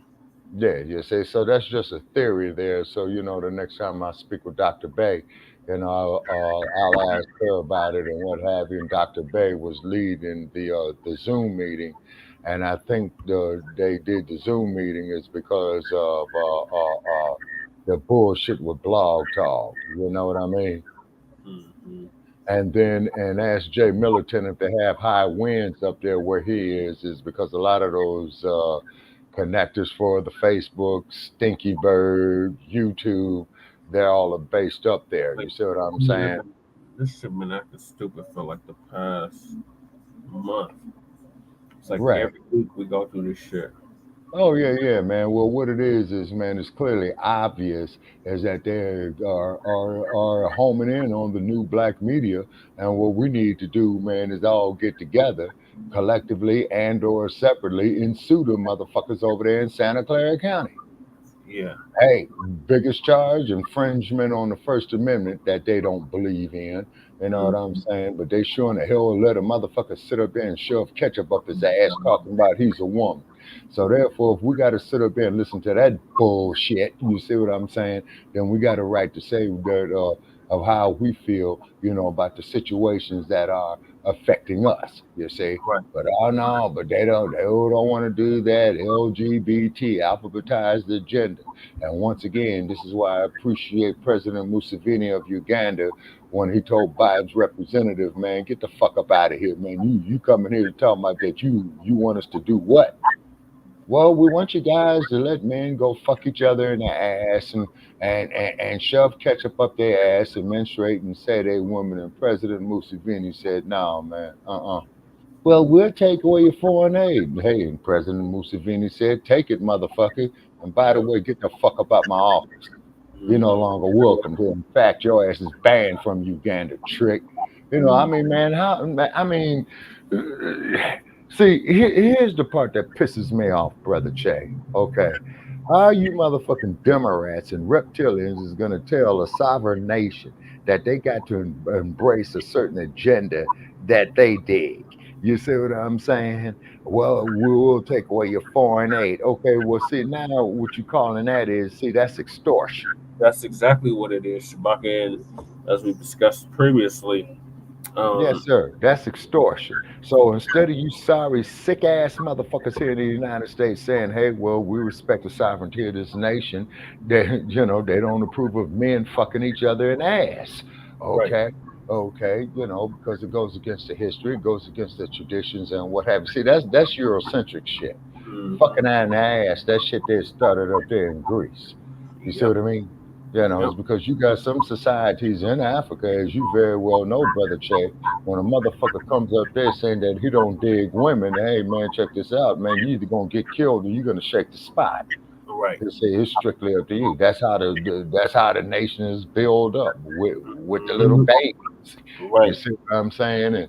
And things of that nature right there. So, like the Joe Gibsons, Piankis, what have you. They believe in all that sick ass shit. That's up to them. You know what I mean? Okay, But, yes. I'm gonna move us along because I got a whole nother clip to play about Sleepy Jim Crow biting. All right. So Sleepy Jim Crow Biden is out here telling more unbelievable stories for gullible voters. So he thinks saying this bullshit he about to say on this clip that's going to get votes. Joe Biden was on the Howard Stern show. Because things are getting down to the wire in the presidential race that no one cares about between two candidates no one really wanted. So this is when this is what I was telling you about yesterday, Shabaka, that he had went on the Howard Stern show. No, oh yeah. Stupid shit.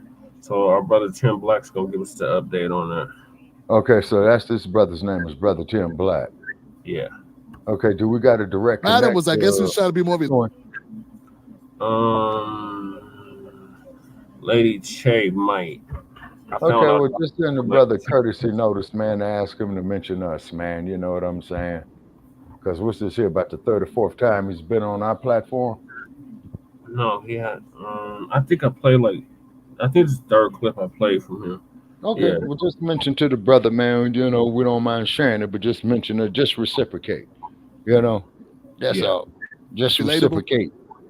I learned a lot, and I made a lot of friends. Did you ever save anyone's life when you were a lifeguard? Was anyone ever drowning? Yeah. You did? Yeah, well, half a dozen times, usually younger kids, you know, but... you do the thing with the whistle and then jump in the bathing suit? And you got it. No kidding. Yeah, there's a big pool. There were 7 lifeguards standing. Wow. This is who y'all want to See, that would define my... I would brag about that everywhere I went. Well, by the way, I did it up on Lake Ontario, too, when I was in law school. But look, one of the things that... Well, you saved a dude's life when you were in law school? You were still doing the lifeguard thing? The lifeguards, I mean, you know, people just need help sometimes. I mean, it's not like it's so heroic. I learned a lot. You believe that? No. Do you believe that? No. Your president said he saved 6 people from drowning.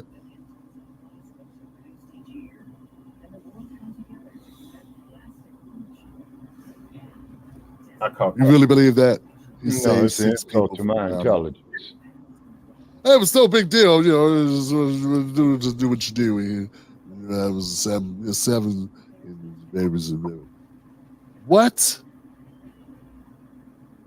Do you really think that Joe Biden saved 6 lives, 6 human beings? He ain't been talking about it from sun up to sundown. You really think that? No. You really think that? I'm gonna tell you, man. I know D.L. Hughley believes it. Oh, see, there it is. We got one president would save 6 lives, and you know the zeitgeist of the political spectrum of the perpendicular line of the Joe Biden. Joe Biden's ethically and morally more superior than Trump, a man who was a horrible white supremacist and the racist, and I'm sure that Joe Biden, you know, so I know that D.L. Hughley would believe it. So would Roland and I can hear Jasmine, Representative Jasmine Crockett right now. Yeah, that's my president. That's my president. He saved 6 lives. He jumped in the water and he went and he got that president. He got those kids, those 6 people drowning, all 6 of them at one time with one arm. He just grabbed all of them because that's my president. And I wish that I had a father who a great granddaddy like Joe Biden to rescue us from. That's what he's going to do. He's going to rescue us from Trump and from all the Republicans. That's what's going to happen. That's exactly what's going to happen. All the lies going to come out. But I'm asking you viewer right here, right here, do you really believe that Joe Biden saved 6 human beings from death? And this is the first time you heard about it? Come on now. This is a guy who said, hey, you know, I was civil rights movement. I did this, I did that in the civil rights movement. Didn't do shit. Mm-hmm. Turns out he was at home playing Parcheesi, wearing his My 3 Sons sweater and shit.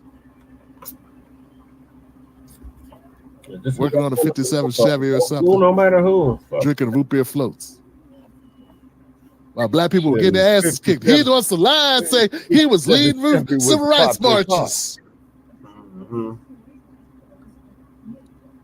That's what I tell people, man. You have no there are no good choices if you're looking at Republicans and Democrats. That's just it. Okay? We need to accept that fact. Accept it. If you think that for a second, Joe Biden is telling you the truth when he tells you he saved 6 people's lives. is a lifeguard. Do you realize how important that information would be for a young senator, person running for Senate? You don't think he would have used it? You don't think he would have used that to defeat Obama back in 08 if he had that information right there? Come on, man, be honest. Right. Think about it. But see, you can't think about it too long if you're a Democrat, because then the reality was set in that you got a horrible, lying ass president. Mm-hmm. That's what you got. That's exactly what you got. Yep. Dog, if I saved 6 squirrels from getting run over by a car, I would talk about it.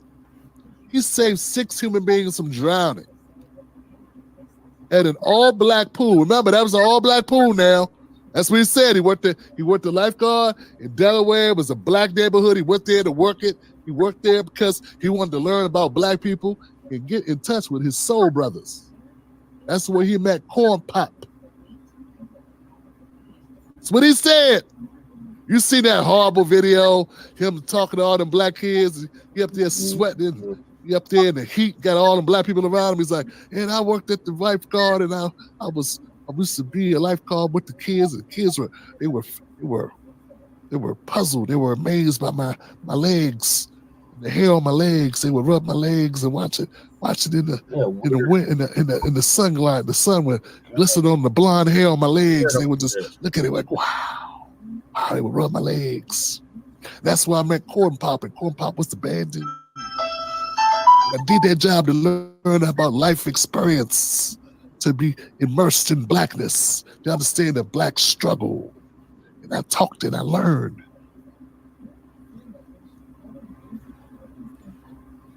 You know, if you're a person that doesn't want to live in reality about who Joe Biden is, I mean, do you get it now? Do you get it now? I mean, not just a regular lie, like, look, man, I got this shirt on discount. You know, like a basic, like, exaggeration that people, because most people expect politicians to embellish. This mofo said he saved 6 people's lives. So like Hillary Clinton, when she said she was under sniper fire in Kosovo or something. Kosovo. Remember that? She lied too? Yeah. They make up big ass lies because they are narcissists and they are sick. Yep. Okay? Yeah, they are sick. Yeah, they are. Go to another one. He's got more. There's more stories he tells.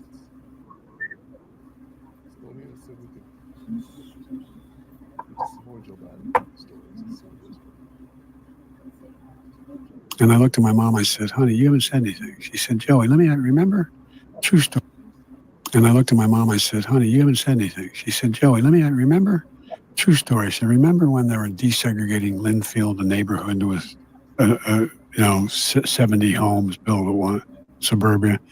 And I told you, and there was a black family moving in, and there was people who were down there protesting. I told you not to go down there, and you went down. Remember that?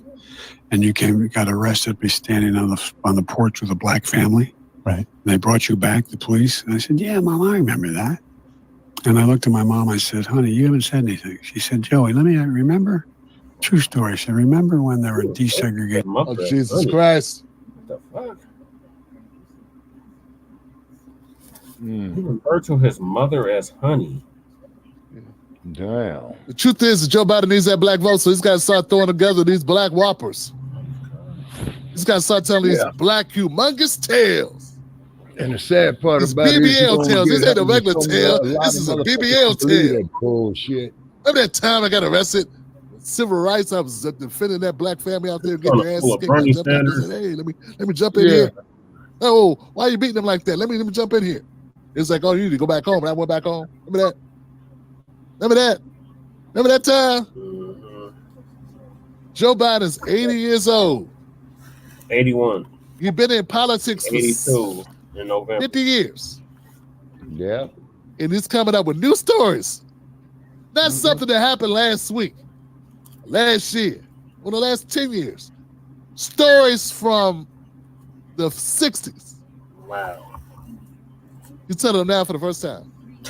All because now he's losing the black vote. So now he's got all these black stories. All of a sudden. Black stories. Black stories.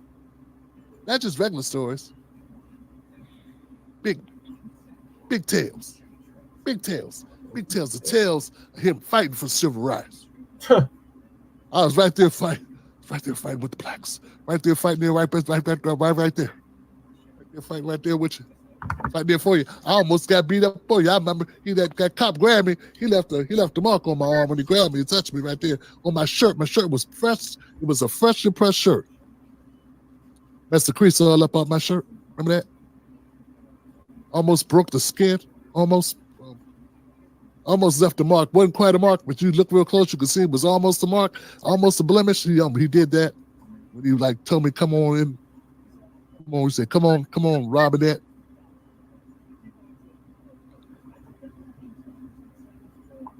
It's sad that we have people that believe this. It is. Not only do they believe it, they will chastise people like me for not believing it. Oh, you must be a Trump supporter. Yeah, stupid shit. You must be a Trump supporter. Yeah, exactly. It's like I say, look, man, that's why I'm on the couch. Go to that carry out. Right. That's why I'm on. You go to that carry out, they're gonna give you gout. That carry out is horrible, man. No West. I'm used to mice outside. It's mice inside. Here, yeah.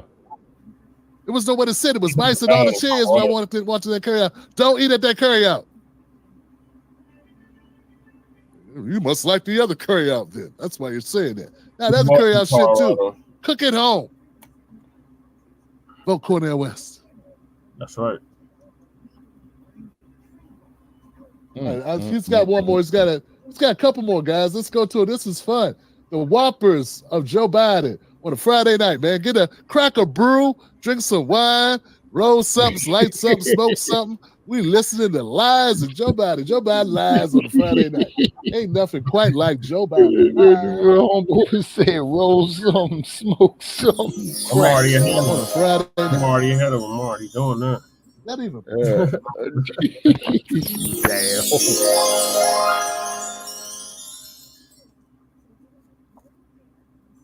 Yeah. Let's go to some more Joe Biden lies. I got put in that 10 most eligible bachelors list. Because you were a United States Senator, you were a catch. And so, and a lot of lovely women, but women would send very salacious pictures. I just gave them the Secret Service. I thought somebody would think I was, and I just gave up. I got put in that 10 most eligible bachelors list. Because you were a United States Senator, you were a catch. And so, and a lot of lovely women, but women would send very salacious pictures, and I just give them to the Secret Service. I thought somebody would think I was, and I just give them to the Secret Service. Yeah. Now, how the hell is told you he's one of these regular Whoppers. These are big Whoppers, giant size Whoppers, hot stopping Whoppers, triple bypass Whoppers. These are not regular Whoppers. He's telling. Joe Biden wants you to believe that he was such a sex symbol. He was on the 10 most eligible bachelors. He needs to stop. After his wife died. A lot of lovely women. Stop with that bullshit. You know what's messed up about that story? He says he gave the pictures that the salacious pictures that the lovely woman sent him. He said he gave them to the Secret Service. There's a problem with this story. Senators don't have Secret Service protection. Exactly. That's my point, right there. You don't get Secret Service protection. Only presidents, presidential families and shit. And you know, you don't get sick. Everybody. Not many people would get Secret Service protection. I mean, I guess you could think maybe he was on Capitol Hill. He just walks up to random Secret Service agents and gives them pictures. Why don't you just throw them away? Why would you give them to the Secret Service? Like you don't have a detail as a senator. You don't have a Secret Service detail as a senator. Right. Look it up. That don't make no damn sense. Doesn't exist. Yeah. Joe Biden lies so much, he can't keep track of his lies. Mm-hmm. He's missing the steps, so he lies to get, I got to add in the way this makes this even possible. He forgets that whole part of telling a good lie. It's making it feasible, believable even. I think we got one more, guys. One more. Just in case you're still like, I don't know, Tim, I'm not quite sure, man. I mean, he's been so honest and forthright up to this point. Why would he lie now? It's always people like that, you know. But why would he do that? Like, I need to explain to you why somebody would mislead you. Right. Why would, but it doesn't make sense. Why would he do that, though? Like, you got to convince somebody of evil. Like, I got to explain how this shit works. Okay, first of all, you believe in the Bible? Okay. First of all, Adam and Eve were in the Garden of Eden. Eve ate the apple. Snake was like, look. Snake was like, eat the apple. She was like, because evil exists, dumbass. That's how. That's why. Ain't rocket science, man. But why though? It didn't make sense. He had all that money and opportunity. Why would he lie? Why would he go with her? Why did he do that? Why did he cheat? Why did she cheat? Why did they? I don't understand. These people just fell off the turnip truck. It's goofies. Yep. Don't understand anything. Okay, let's go to Joe Biden. I think he's got one more whopping tale to tell. This is fun. Joe Biden's. But for example, I remember starting off playing Catholic League football, COA football. By the way, I don't think a lot of people know that you were a star receiver in high school. You were like the first string guy. You were the guy who caught the ball. Runner-up in state, scoring. You know what the? Wow. But I was a runt. But for example, I remember starting off playing Catholic League football, COA football. By the way, I don't think a lot of people know that you were a star receiver in high school. You were like the first string guy. You were the guy who caught the ball. But women would send very salacious pictures, and I just. But for example, I remember starting, and I looked at my mom, gave them to the Secret Service. I thought somebody would think I was, and I just gave up. I should remember when I got put in that. Shit, stop. That's it, Joe Biden, a great football player. People say that's a lot too, but I don't know how you verify that. I'm pretty sure anybody you play football with is playing football up there somewhere. Throwing the old pigskin around. Go long, David. You go long, Bartholomew. You go wrong. You go long. Jebediah? Real old ass names. Yeah. Yeah, man, I don't know how you believe this stuff, man. It's sad. It is sad. So it's supposedly Joe Biden, honest Joe who means well, and Trump, Lucifer's spawn. You know how they want you to see it? It's such a simple choice. We got God's right-hand man, Joe Biden, Saint Joe. Never told a lie in his life, never did anything wrong, ever, never would save babies and even be friends with black people, worked for a black man and didn't call him the N-word to his face, not one time that we know of. Against Trump, hedonist from the bowels of white supremacy, slave catcher, infidel, bank robber, robber baron, thief, liar, misogynist, rapist, pedo, likes pornography, doesn't wash his hands after he goes to the bathroom.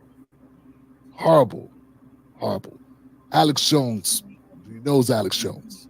It's a horrible, disgusting man. The Andrew Tate of business and politics. The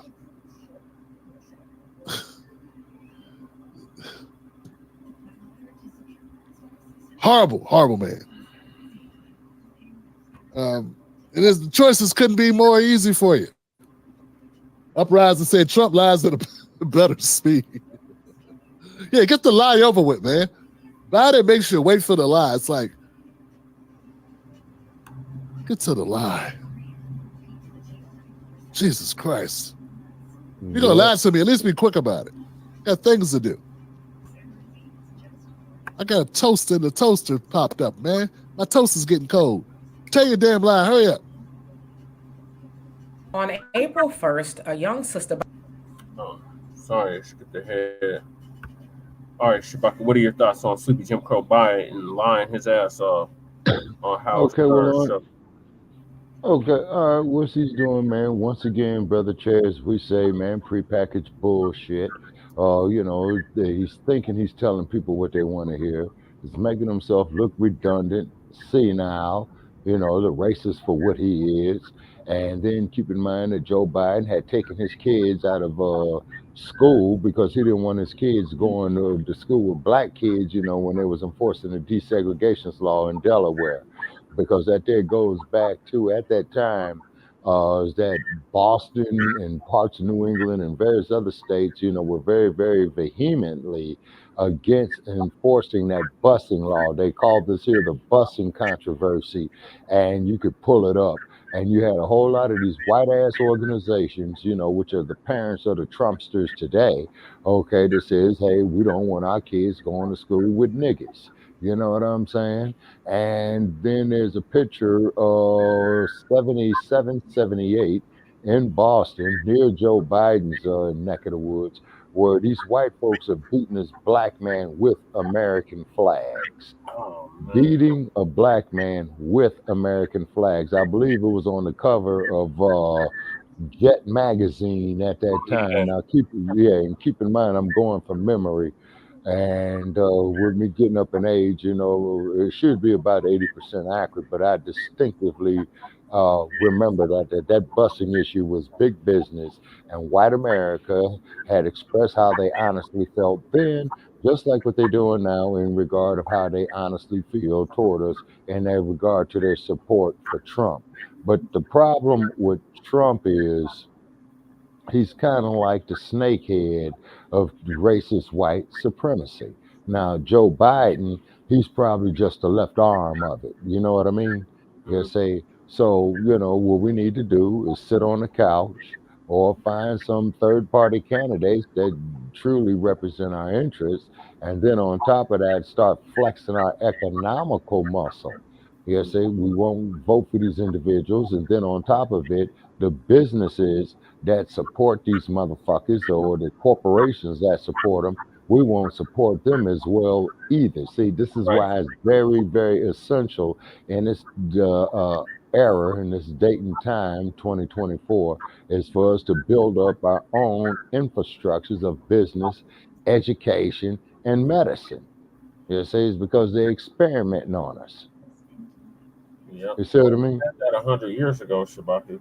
Oh, yes, sir, absolutely. So you saw what they did 100 years ago. Now imagine all the dirty, foul shit that they doing clandestinely. Oh, and by the way, where's Dr. Fauci? How come ain't nobody heard from that bastard in about a good 2 years? Mm-hmm. Yeah, where's old Dr. Fauci? You see what I mean? And then, hiding. of course, and then of course, you know, they had had another cyber attack, you know, from the Chinese and what have you. That's probably what's fucking with us on Blog Talk and the rest of this shit. You see, and then they got some crap where they got to sell TicToc to a company. Yeah, that's one of the topics about it. Yeah. So finishing up with Sleepy Jim Crow, is that your final thoughts on him? The final thoughts on Creepy Sleepy Joe. Yeah, Creepy Sleepy. Yeah, that's his new name. Sleepy Creepy Joe. Yeah. All right. As I'm on a couch, you know, for this election, brother. You know what I'm saying? Yeah. I can't do it as a matter of moral consciousness, you know. It's because if I'm going to go out here and vote, I want to vote for a candidate that's dedicated to the cause, that's grassroots his campaign, such as yourself. You see what I'm saying? And believes in sincerely in what he's doing, as opposed to these corporate sycophant sellout motherfuckers. You see what I'm saying?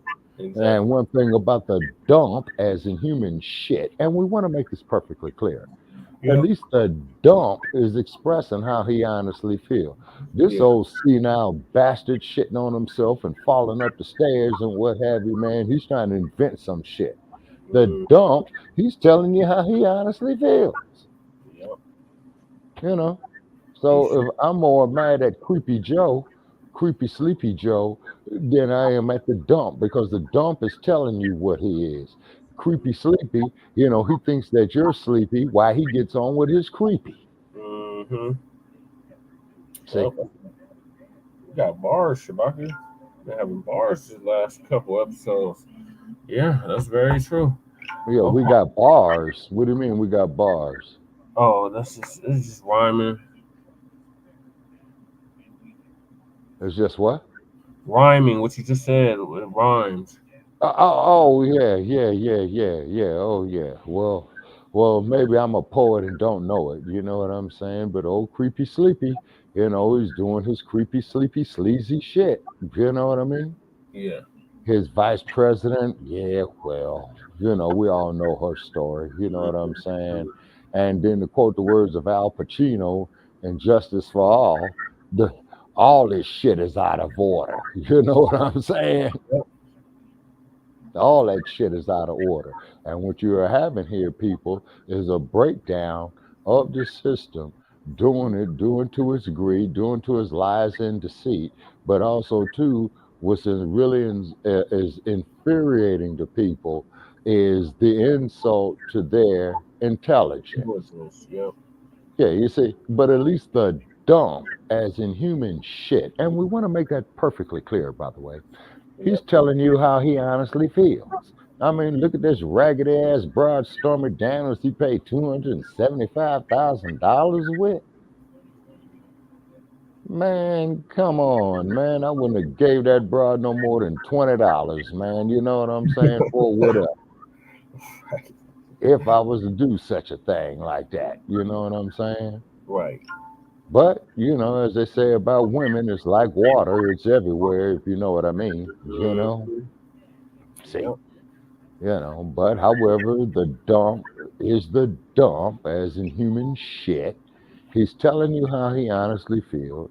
This is why I enjoy his press conferences when he goes to court and when he comes out of court. You know, he puts his foot in his mouth every fucking time.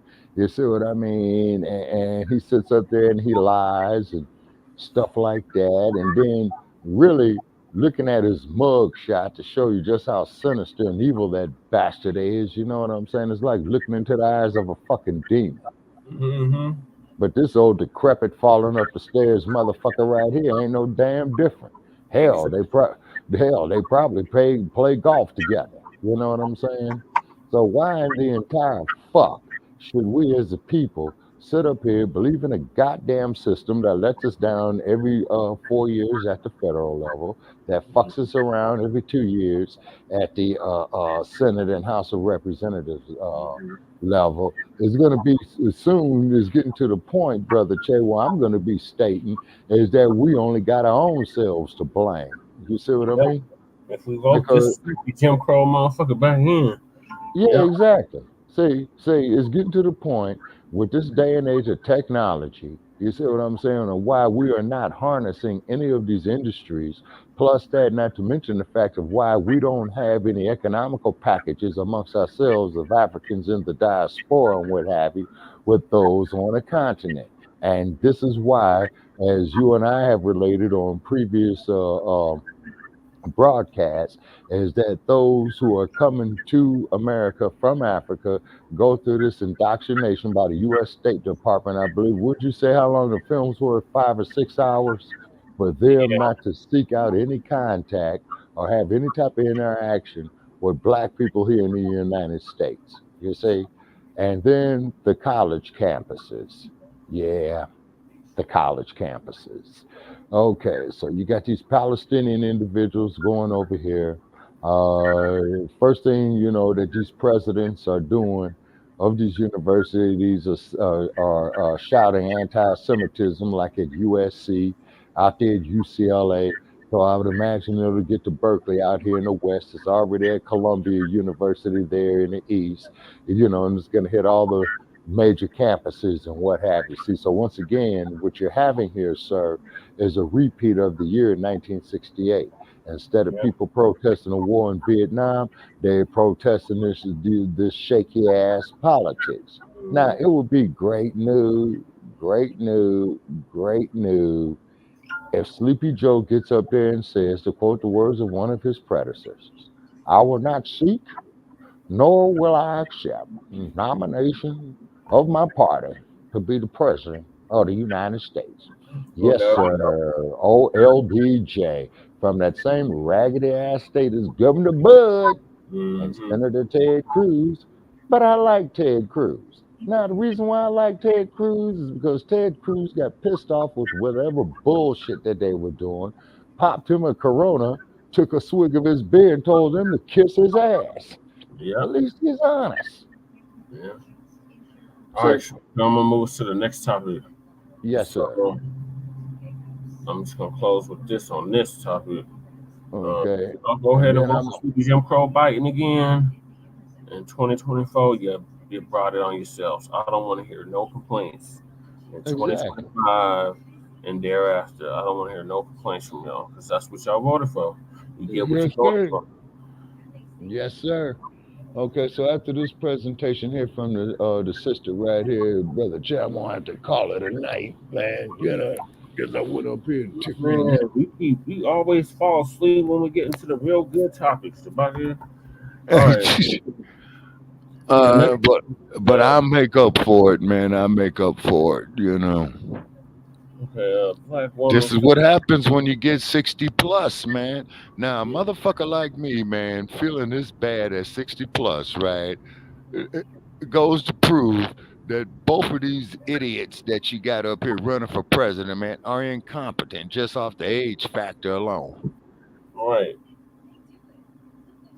Okay, so moving along. So we had a sister that got killed by a suspected white supremacist that she went on a first date with. Oh, yeah, and dismembered her body? Yeah. So Sister Demetria K is going to give us an update on that. Black woman found in pieces after going on a date with a monster. By the name of Sade Robinson, who was 19, was excited to go on a date with a man, Maxwell Anderson, 33 years old. Now, they both live in Milwaukee, Wisconsin. They decided to meet at the Twisted Fisherman because she texted him before the date and said, I have a taste for seafood. So that's where they met. They stayed there for about an hour and a half, and then they moved on to a bar, Duke's on Water, where they stayed just a little bit longer. Then it sounds like a couple of hours later, they ended up at his house. Now, the next day, a friend of Sade's reported her missing because she did not show up for her shift at the pizzeria, which she said was unusual. And so on that same day, which would have been April 2nd, a leg was found on the beach. So when I said leg, I meant severed leg was found. And the toes had pink toenail polish.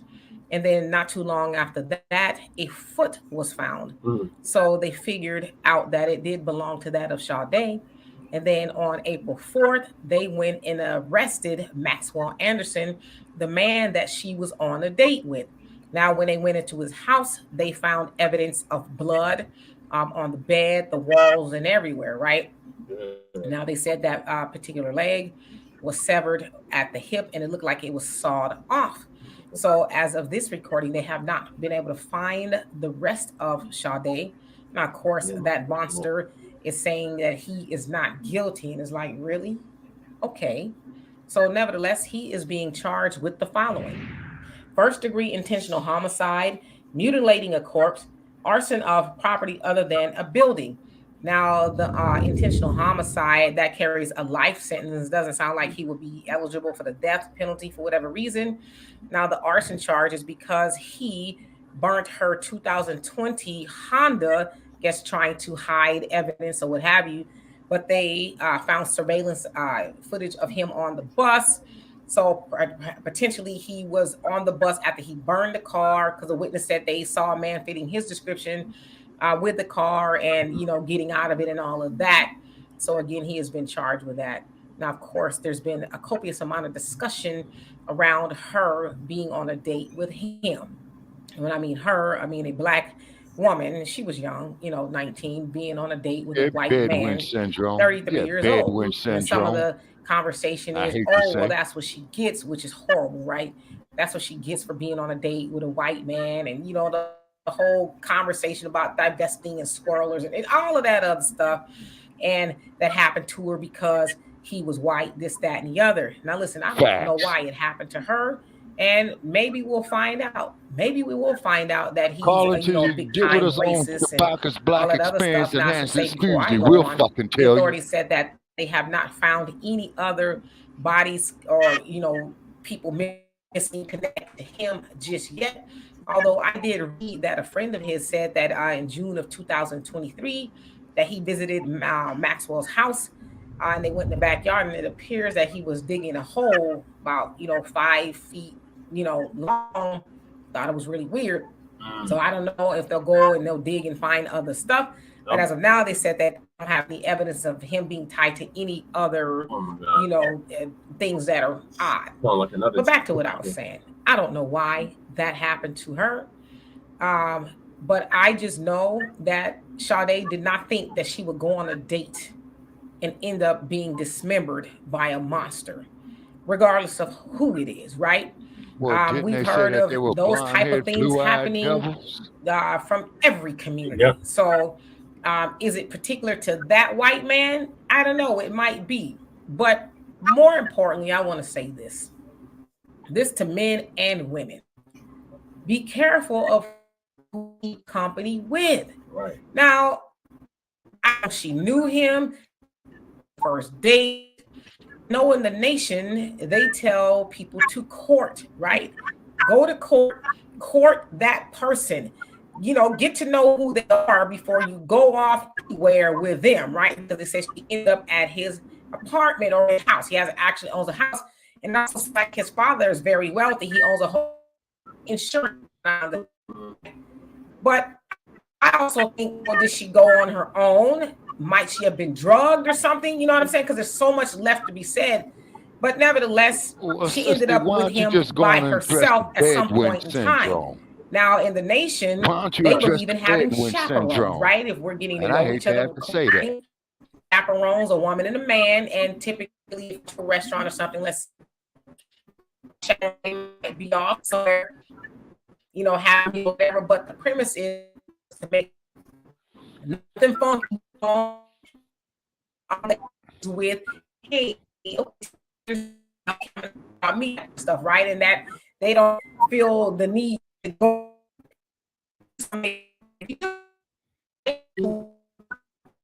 somebody new, introduce them to other people, like your family, your friends. And I don't even want to say in this day and age, because I think this stuff has always happened, but wise to say, hey, you know what? I'm bringing my friend with me. Go ahead and bring you, so we can sit there, because I don't know you like that, right? You might try to slip something in my drink when I'm looking because I'm trying to be cute and all that other stuff. But at the end of the day, let's do a better job at protecting ourselves, because regardless of who it was, that can be anybody.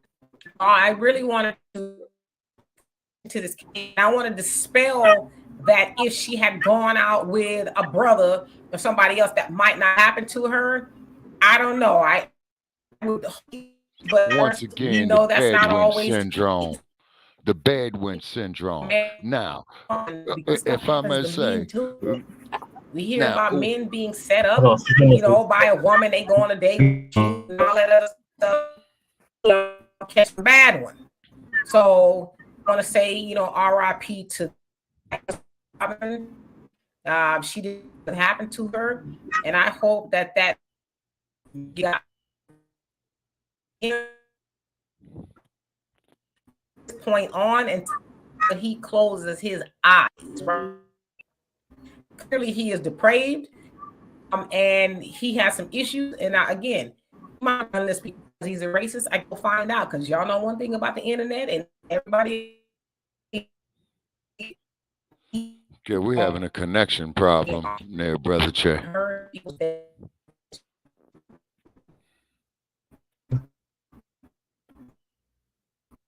Yeah, we're having a connection problem there. But what I'm gonna say in this right here. Okay, brother Che. Can you hear me? Okay, I can hear you now. Okay, so the problem is with this is a heinous crime, number one. But the problem is when these sisters go out here with this Bedouin syndrome, right? Now, all the black men in her family, she just placed in jeopardy. I'm sorry that happened to the sister. Okay. I'm not glad that it happened to her. I'm sorry. So now what's happening is that every black male in her family is upset. They're full of rage. Okay. And it's a good possibility that they're going to go seek out some type of, how should I say, retribution for this. Okay. So he's in jail. So hopefully they'll get to him in jail when they get wind of it. Yeah. But the fact of the matter is her family, you know what I mean, was upset on that, is rightfully so, want justice. But what this sister should have done was done her research, okay, on the quote unquote traditions that goes on in this country. You see what I'm saying? With that shit. This is what this is the kind of shit that I was talking about when we was talking about Sarge with Mandingo. This type of shit right here. You see what I'm saying? This type of shit. So then, quite naturally, of course, her brother, her father, her son, her cousins, or what have you, they all in an uproar. You see what I mean? And then if they go up there and do some shit like this here to one of his relatives, oh no, we got to hit them with hate crimes and all this old type of shit. This proves right here is what I stated all along that you've heard me say to other podcast hosts. And then when they come to us with this shit again, I'm going to say the same thing. No, we are not the same. Right. This is a Mansonite right here. See, that's Charles Manson kind of shit. Manson, Ted Bundy, Jeffrey Dahmer. Yeah, all that combined. Yeah, all that. Now, here's something very weird that I'm about to say. Okay.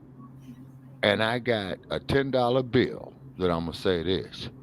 When this white boy was killing this woman, okay, he was probably getting some type of sexual gratification out of it because he raped her, right? No. He raped her because in the bedroom. Yeah. You see what I'm saying? Yeah. Okay. So he raped her. Okay. Then dismembered her. Yeah, and dismembered her. Okay, you got some sick motherfuckers like that, man. You know what I'm saying? Now, the sister here speaking right here on this. Yeah, Demetria. Yeah, okay. If that was my daughter and I got wind that she was talking to that motherfucker, I would be beating her ass. Right. To prevent this. Right. You don't go out here and date these white boys. Right. Okay. Because they got, see, this is what the fuck I mean, man, about how they got all black men all effeminized and shit, shoving ketchup up their asses, thinking they menstruating. You see what I'm saying? It's the what is it? What's this? What's this generation and stuff? So now what we got right here, brother Che, is high tech bed winching and high tech buck breaking.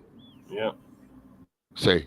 Hey, and if don't nobody dig what the fuck I'm saying about this, call in Tuesday night. Get with us here on StreamYard. We'll read your comments. You know what I'm saying? And if that stupid ass blog talk decides to work again, you know what I'm saying? We'll do a duel on it. But I doubt a blog talk is going to be working. But this is very serious. Okay, we got a comment here in the chat room. Oh, that's you. Oh, okay. All right. Then let me put some eyes on. Okay. Yeah. So we're going to talk about this issue here due to the date of April 30th. You see what I mean? What happened in Los Angeles, 32 years ago. Okay. This sick ass motherfucker right here. Okay, then not to mention the fact of all the sisters who this shit was done to during slavery on a plantation system.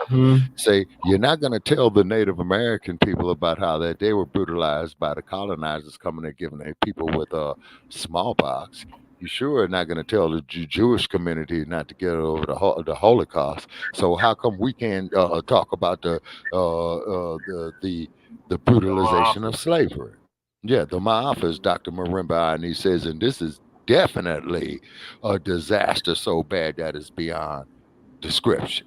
But however, you got these bad wenches out here, you know what I'm saying? They want to go with this shit. Then these bad wenches want to throw it up in a black man's faces like we ain't shit. And then what about the righteous brothers who don't get no uh uh uh credit, trying to safeguard the black family unit?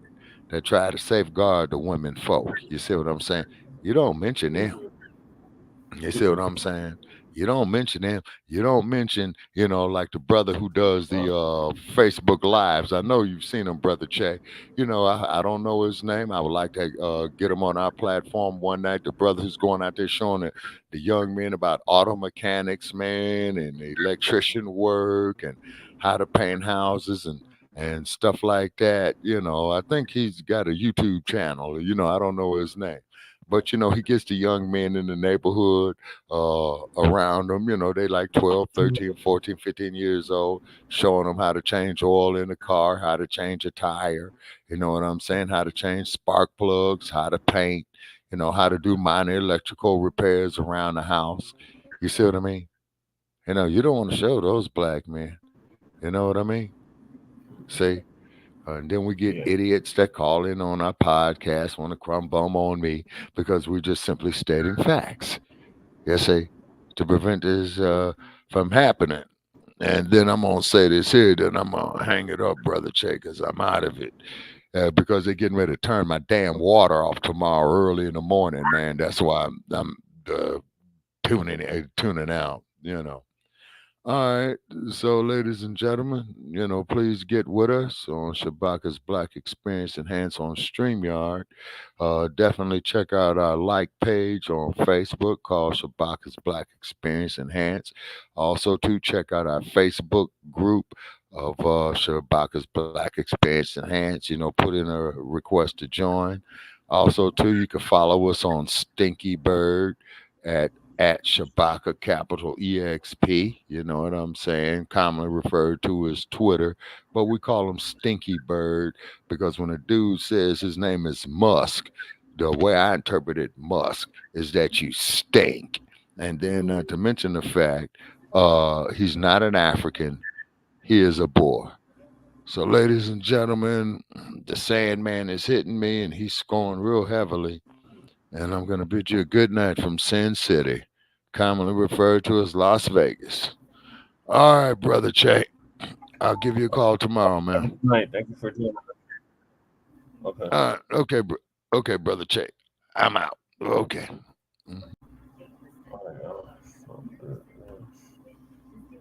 I am solo dolo. Next topic. It's really stupid all of a sudden. Tuesday for Shabaka's Black Experience Enhanced. Blog talk is acting stupid again. We're going to be discussing the 1992 LA Rebellion that occurred after the Rotten King beating, and all the officers involved were acquitted, and also the murder of Latasha Harlins at the hands of a Korean store clerk. So yeah, join us on Tuesday for that. So rest in power to Sade. Bad wenching don't pay. It does not pay to be a bad wench.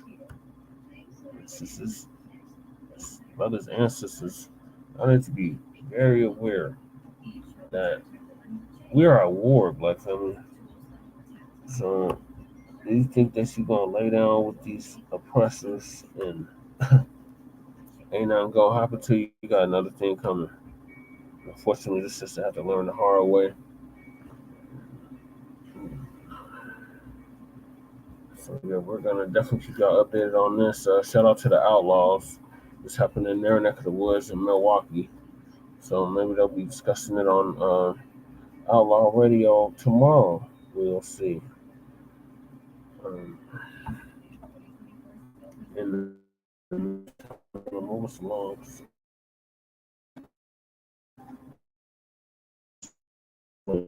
So the next topic is Kai Sadat. Not said this about Black Americans, so this tether. But I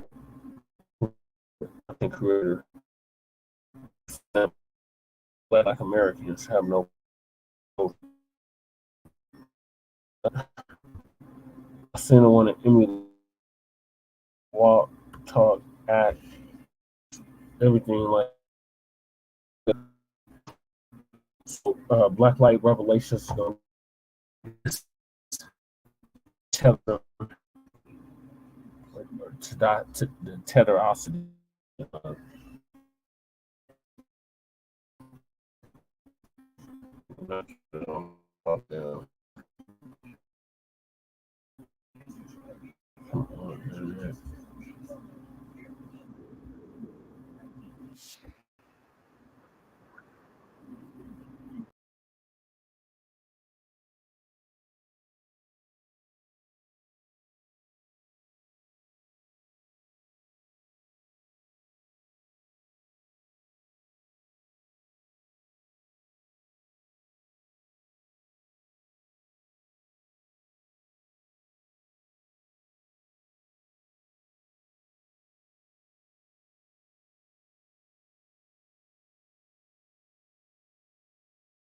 Let me try this again.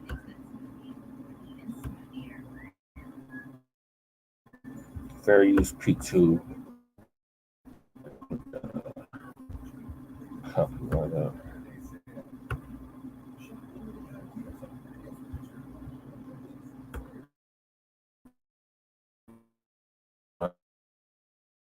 We got to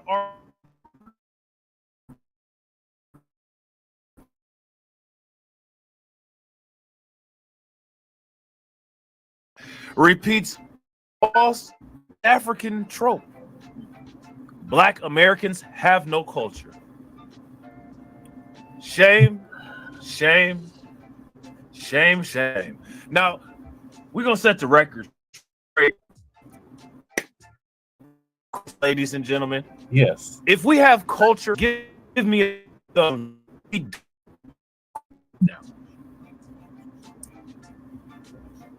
Let me know all of the culture that we've contributed. Because according to Kai CENAT, we don't have any. You know what I'm saying? We don't have any culture. Kai CENAT, the popular Twitch streamer, known for his quote-unquote comedic style and massive following, has stirred controversy after repeating a false Pan-Africanist trope that suggests Black Americans lack culture. Why would Pan-Africanists say that about I thought they were our friends. Shout out to Wallow J. What's good with it, bro? I thought they were our friends. They love them some us. That's why I keep taking on Shabbat. Shout out to Fly Tie Busy. What's good with it, bro? Facts. I agree with you, bro. We are the culture. Shout out to Abby Normal.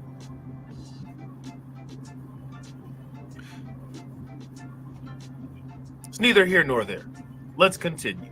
What I want to know is, where are the people that not discuss these kind of things to this for? Business should be handled. If you guys agree the business should be handled, give me a thumbs up. Torian, we shouldn't even have to make these videos. If I'm not mistaken, shout out to Afro Elite. Afro Elite is live dealing with some nonsense like this. We shouldn't even have to address these kind of videos because Team Grandstand, Team FBA is xenophobic. They should be on the job. Yeah, shout out to Shamika. They love them some us, right? That's what I thought. Well, Apparently, I was wrong. Apparently, I was wrong, damn it. I can't eat. I'm broke, nigga. I'm broke.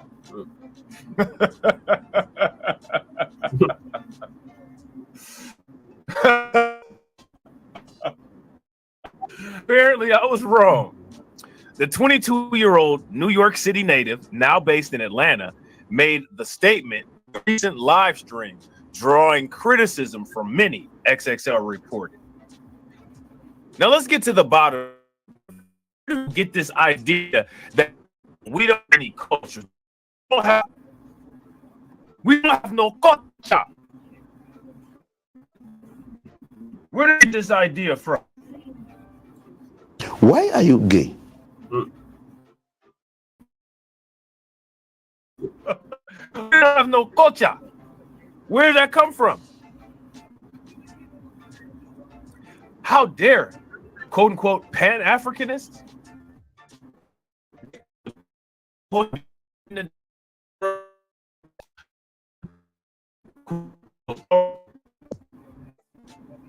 Right? Say that we don't have any culture. Well, I thought for quote unquote unity. UNITY. That's what I thought it was about. Shout out to Mr. King. According to fandom, his father is Haitian while his mother is Trinidadian. CENAT rose to prominence on Twitch, amassing, check this out, guys, over 9.5 million followers. Now, if you go and look at his YouTube channel, he's got 7 million subscribers. Let me ask you guys this question. Who's watching him? I'll tell you who's watching him. Everybody that's not me is watching him. Shout out to Cutthroat Nash. That's interesting. Cutthroat Nash says they say that we don't have culture because any and everyone has easy access to our culture. Now, let me ask you this question. If that's the case, then we can say that they don't have a continent, right? By using that logic, because everybody has easy access to the resources.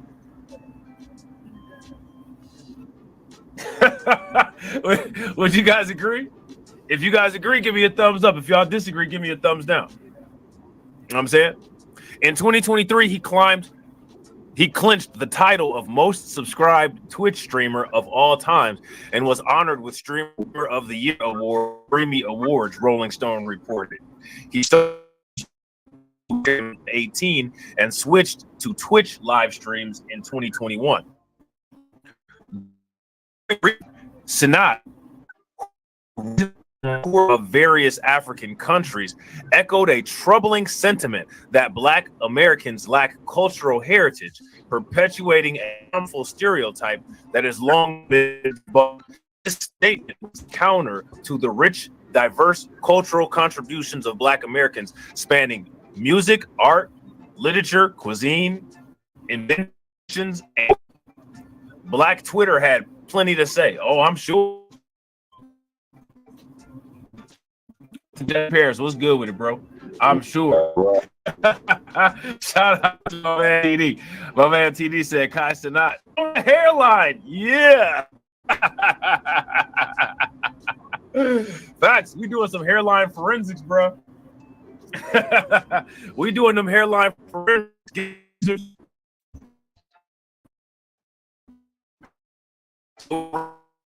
Twitter that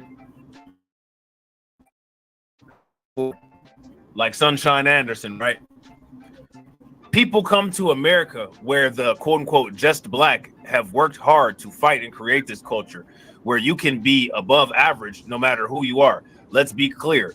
You have what you right now because of my just Black ancestors who were beat, raped, and lead funk jazz, saying Black indulging in our culture literally every single day.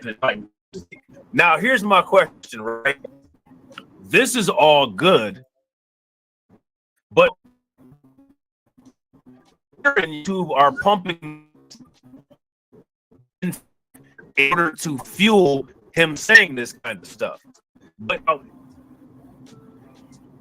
He has 7 million subscribers on YouTube. And you know what else? Rappers work with him. He has a rapper on his stream all the time. So now, here goes my question. How do we deal with that? See, because that's the problem. The issue is there's more than just CENAT that needs to be dealt with. And I know that these people on Twitter really think that they're fighting the good fight, but they're fighting the good fight on a platform owned by an apartheid descendant. Yep, it must have been. And I gotta agree with Cutthroat Nash. Kai is corny. He's corny. You know what I'm saying?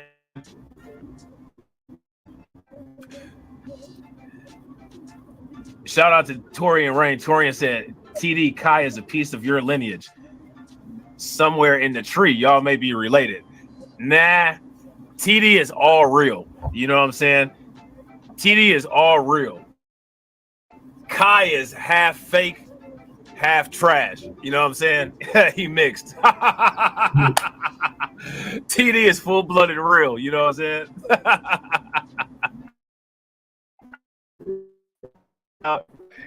Here, your family has to come out and your whole image is Black American. But in the, you say we our culture gets tweeted. So listen, if anybody heard the rant, but we went to the rant that Kai, and then we're gonna listen to it. We're gonna do content creator video. I don't know who content creator is.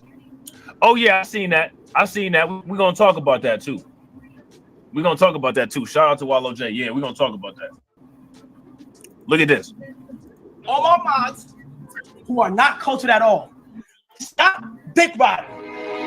I want to hear, like, when I'm asking general questions, I'm not asking y'all niggas. Stop dick riding. That niggas is black. You're black. You're just black. Just be yourself and hit. So now, who is he? Who are he making these statements to? Thinks that he's going to earn. There's a really underrated creator. Shout out to my man, creator. You know what I'm saying? He was one of the people that we came in contact with during Fresh and Fit versus Abba and Preach 1. And he been, you know what I'm saying, going strong ever since. So shout out to him. You know what I'm saying? What is he doing this for? Who is he doing this for?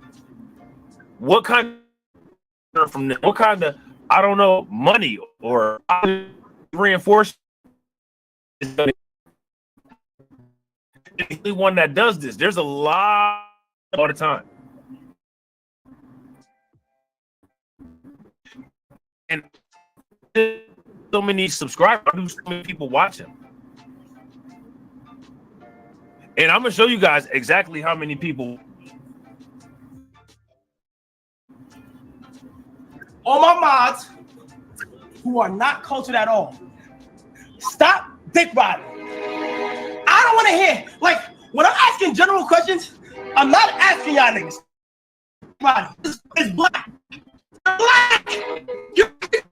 Oh yeah, for sure. Shout out to Torian. He said, Rob, remember he was the one that kicked off that riot in New York with those PS5s last year? Oh yeah, bro, we going through all of that. We're gonna go through all of that. We're gonna go through all of that for sure. Be yourself and hit them with hey. Also, I just found the Anarchy hoodie yesterday. Can't wait. Finna resubscribe in a little W female viewer. Big 2 months December 9th. Thank you so much. Bro, you're just fully American. You're African American, bro. That's it. How is that? That's it. So what I want you guys, so now we got to ask the question, where did he get this from? You're African American. That's it. So basically what he's saying is that if you're a Black American, you're less than. Now, less than what? I don't know. Less than him, maybe? Less than other people? I don't know. But here's the question, though.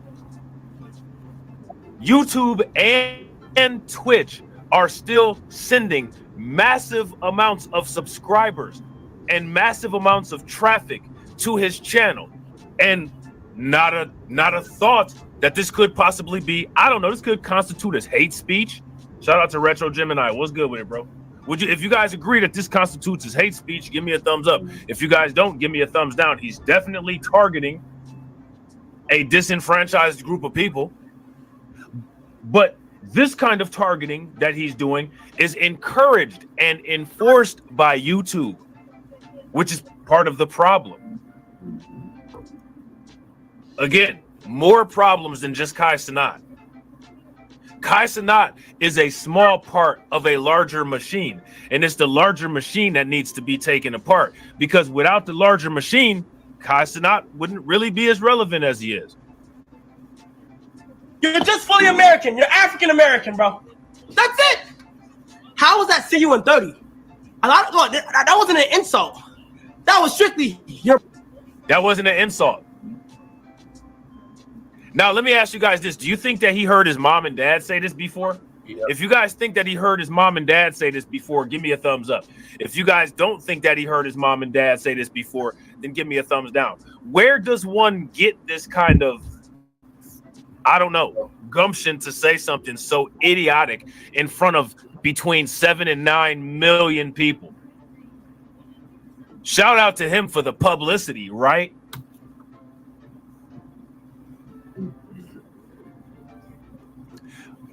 Do you think that his parents care that he looks like such an uneducated dweeb on the world stage?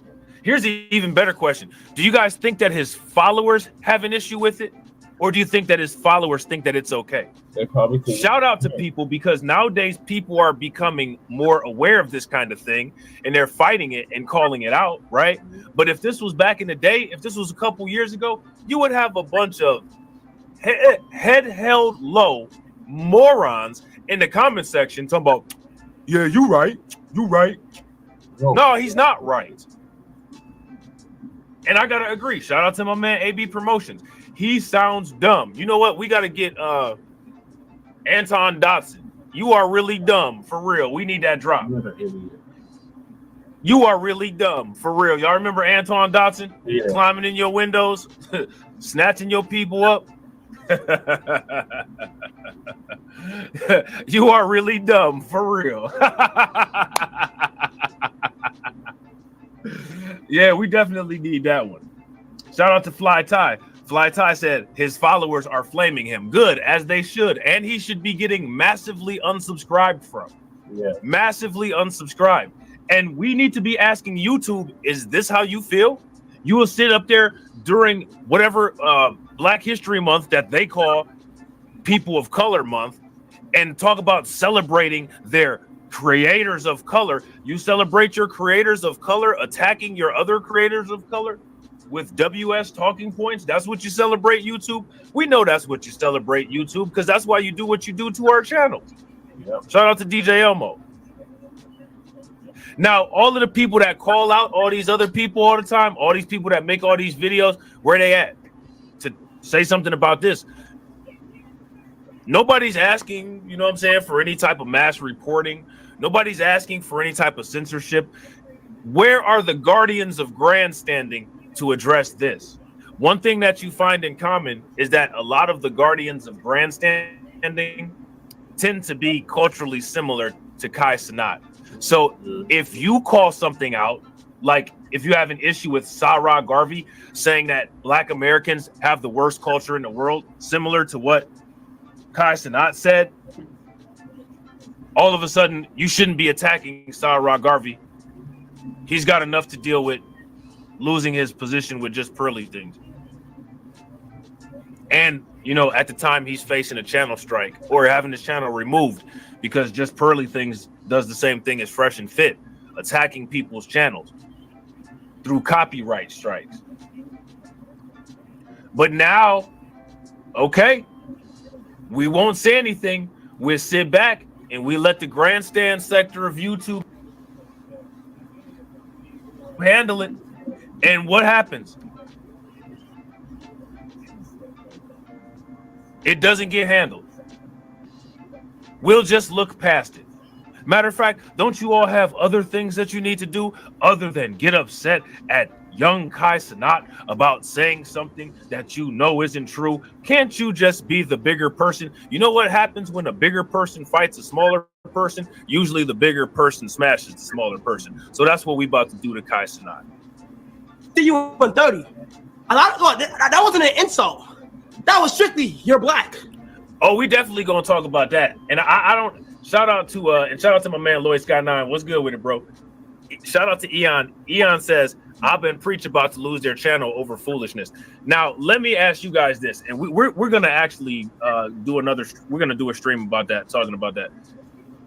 How many people think that Abba and Preach are actually going to lose their channel? If you guys think that Abba and Preach are going to lose their channel over Jubilee complaints, give me a thumbs up. If you guys don't think that they're going to lose their channel over Jubilee complaints, give me a thumbs down. I actually don't think that Abba and Preach are going to lose their channel over Jubilee. They've had these issues with Jubilee before. I don't know if anybody's aware that Jubilee is not happy with Abba and Preach constantly reacting to their videos. They say that they've been bullied. This is something that's been going on for years. I don't think that they're under any kind of threat. You know what I'm saying? Shout out to LS. What's good with it, bro? And real quick, ladies and gentlemen, shout out to everybody that's in here. I appreciate you guys. You guys are killing it on the likes. We got the 1-to-1 ratio. I farted so loud. Was that him actually talking? The fart part? Now, here's why this is important, right? We shouldn't sit up here and talk about Kai Cenat. You guys are bullying Kai Cenat. You guys are just xenophobic. You guys are the actual problem. You guys. How many people remember this? There you go. Ready? Say it after me. Repeat after me. Okay. Nigga, please. Nigga, please. How many people remember that? I do. There you go. Ready? Say it after me. Repeat after me. Okay. Nigga, please. Nigga, please.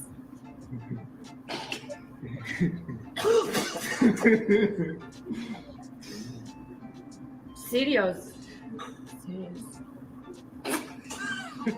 Yeah, I don't know. What's going on?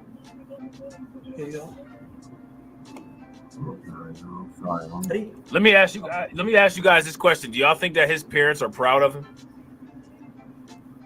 Now, I want you guys, this is what I'm talking about the growing anti-black sentiment. There's a huge market to be an actual buck dancer like this. Huge market.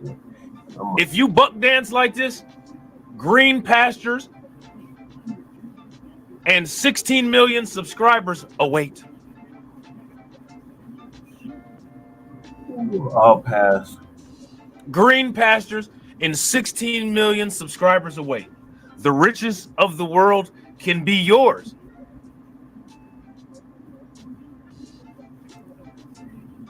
If you simply buck dance.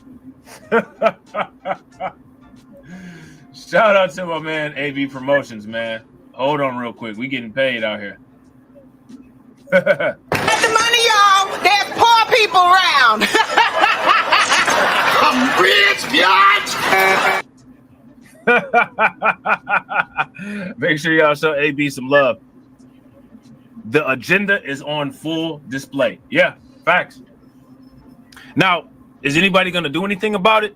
We got to be the ones to do something about it. You guys remember the fire triangle?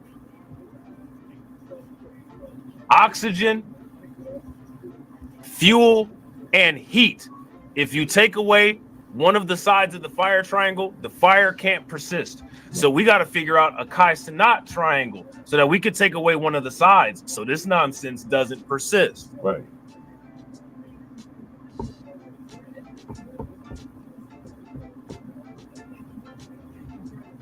Yeah, I got to agree with Terrence. I want to see the demographics on those 16 mil. Right. Now, we're going to look at some demographics. It might not be like an actual total sample of that 16 million, but we'll see who pays attention to it. when we go and look at that riot that he caused. Okay. So now here it says CENAT being from the Bronx and saying Black Americans have no culture is the absolute dumbest thing that has come out of his mouth. Some of y'all from the Caribbean and the diaspora have a lot of effing nerve. Petty Slimane tweeted. Okay. So then these are all these tweets that people made. All right. All right, y'all. I'm gonna end it there. Thank y'all for tuning into season 4, episode 4, part 2 of the Frontline Black News.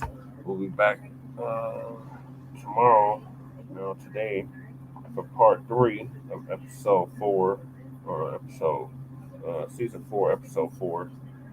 So we're gonna topics we didn't get to is others in the African diaspora are following our lead on reparations. And Mr. Heard, when we said sue your colonizer.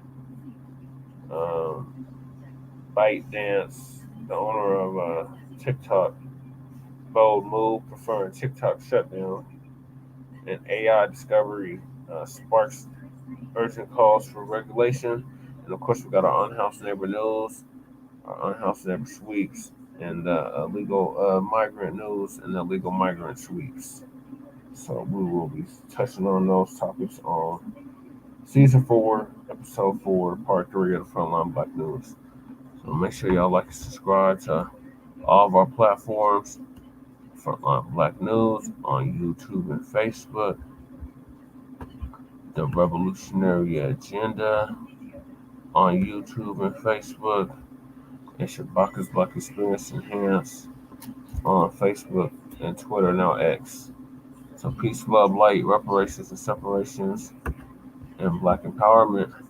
We'll see y'all tomorrow, Monday, for season 4, episode 4, part 3 of the Frontline Black News. Peace.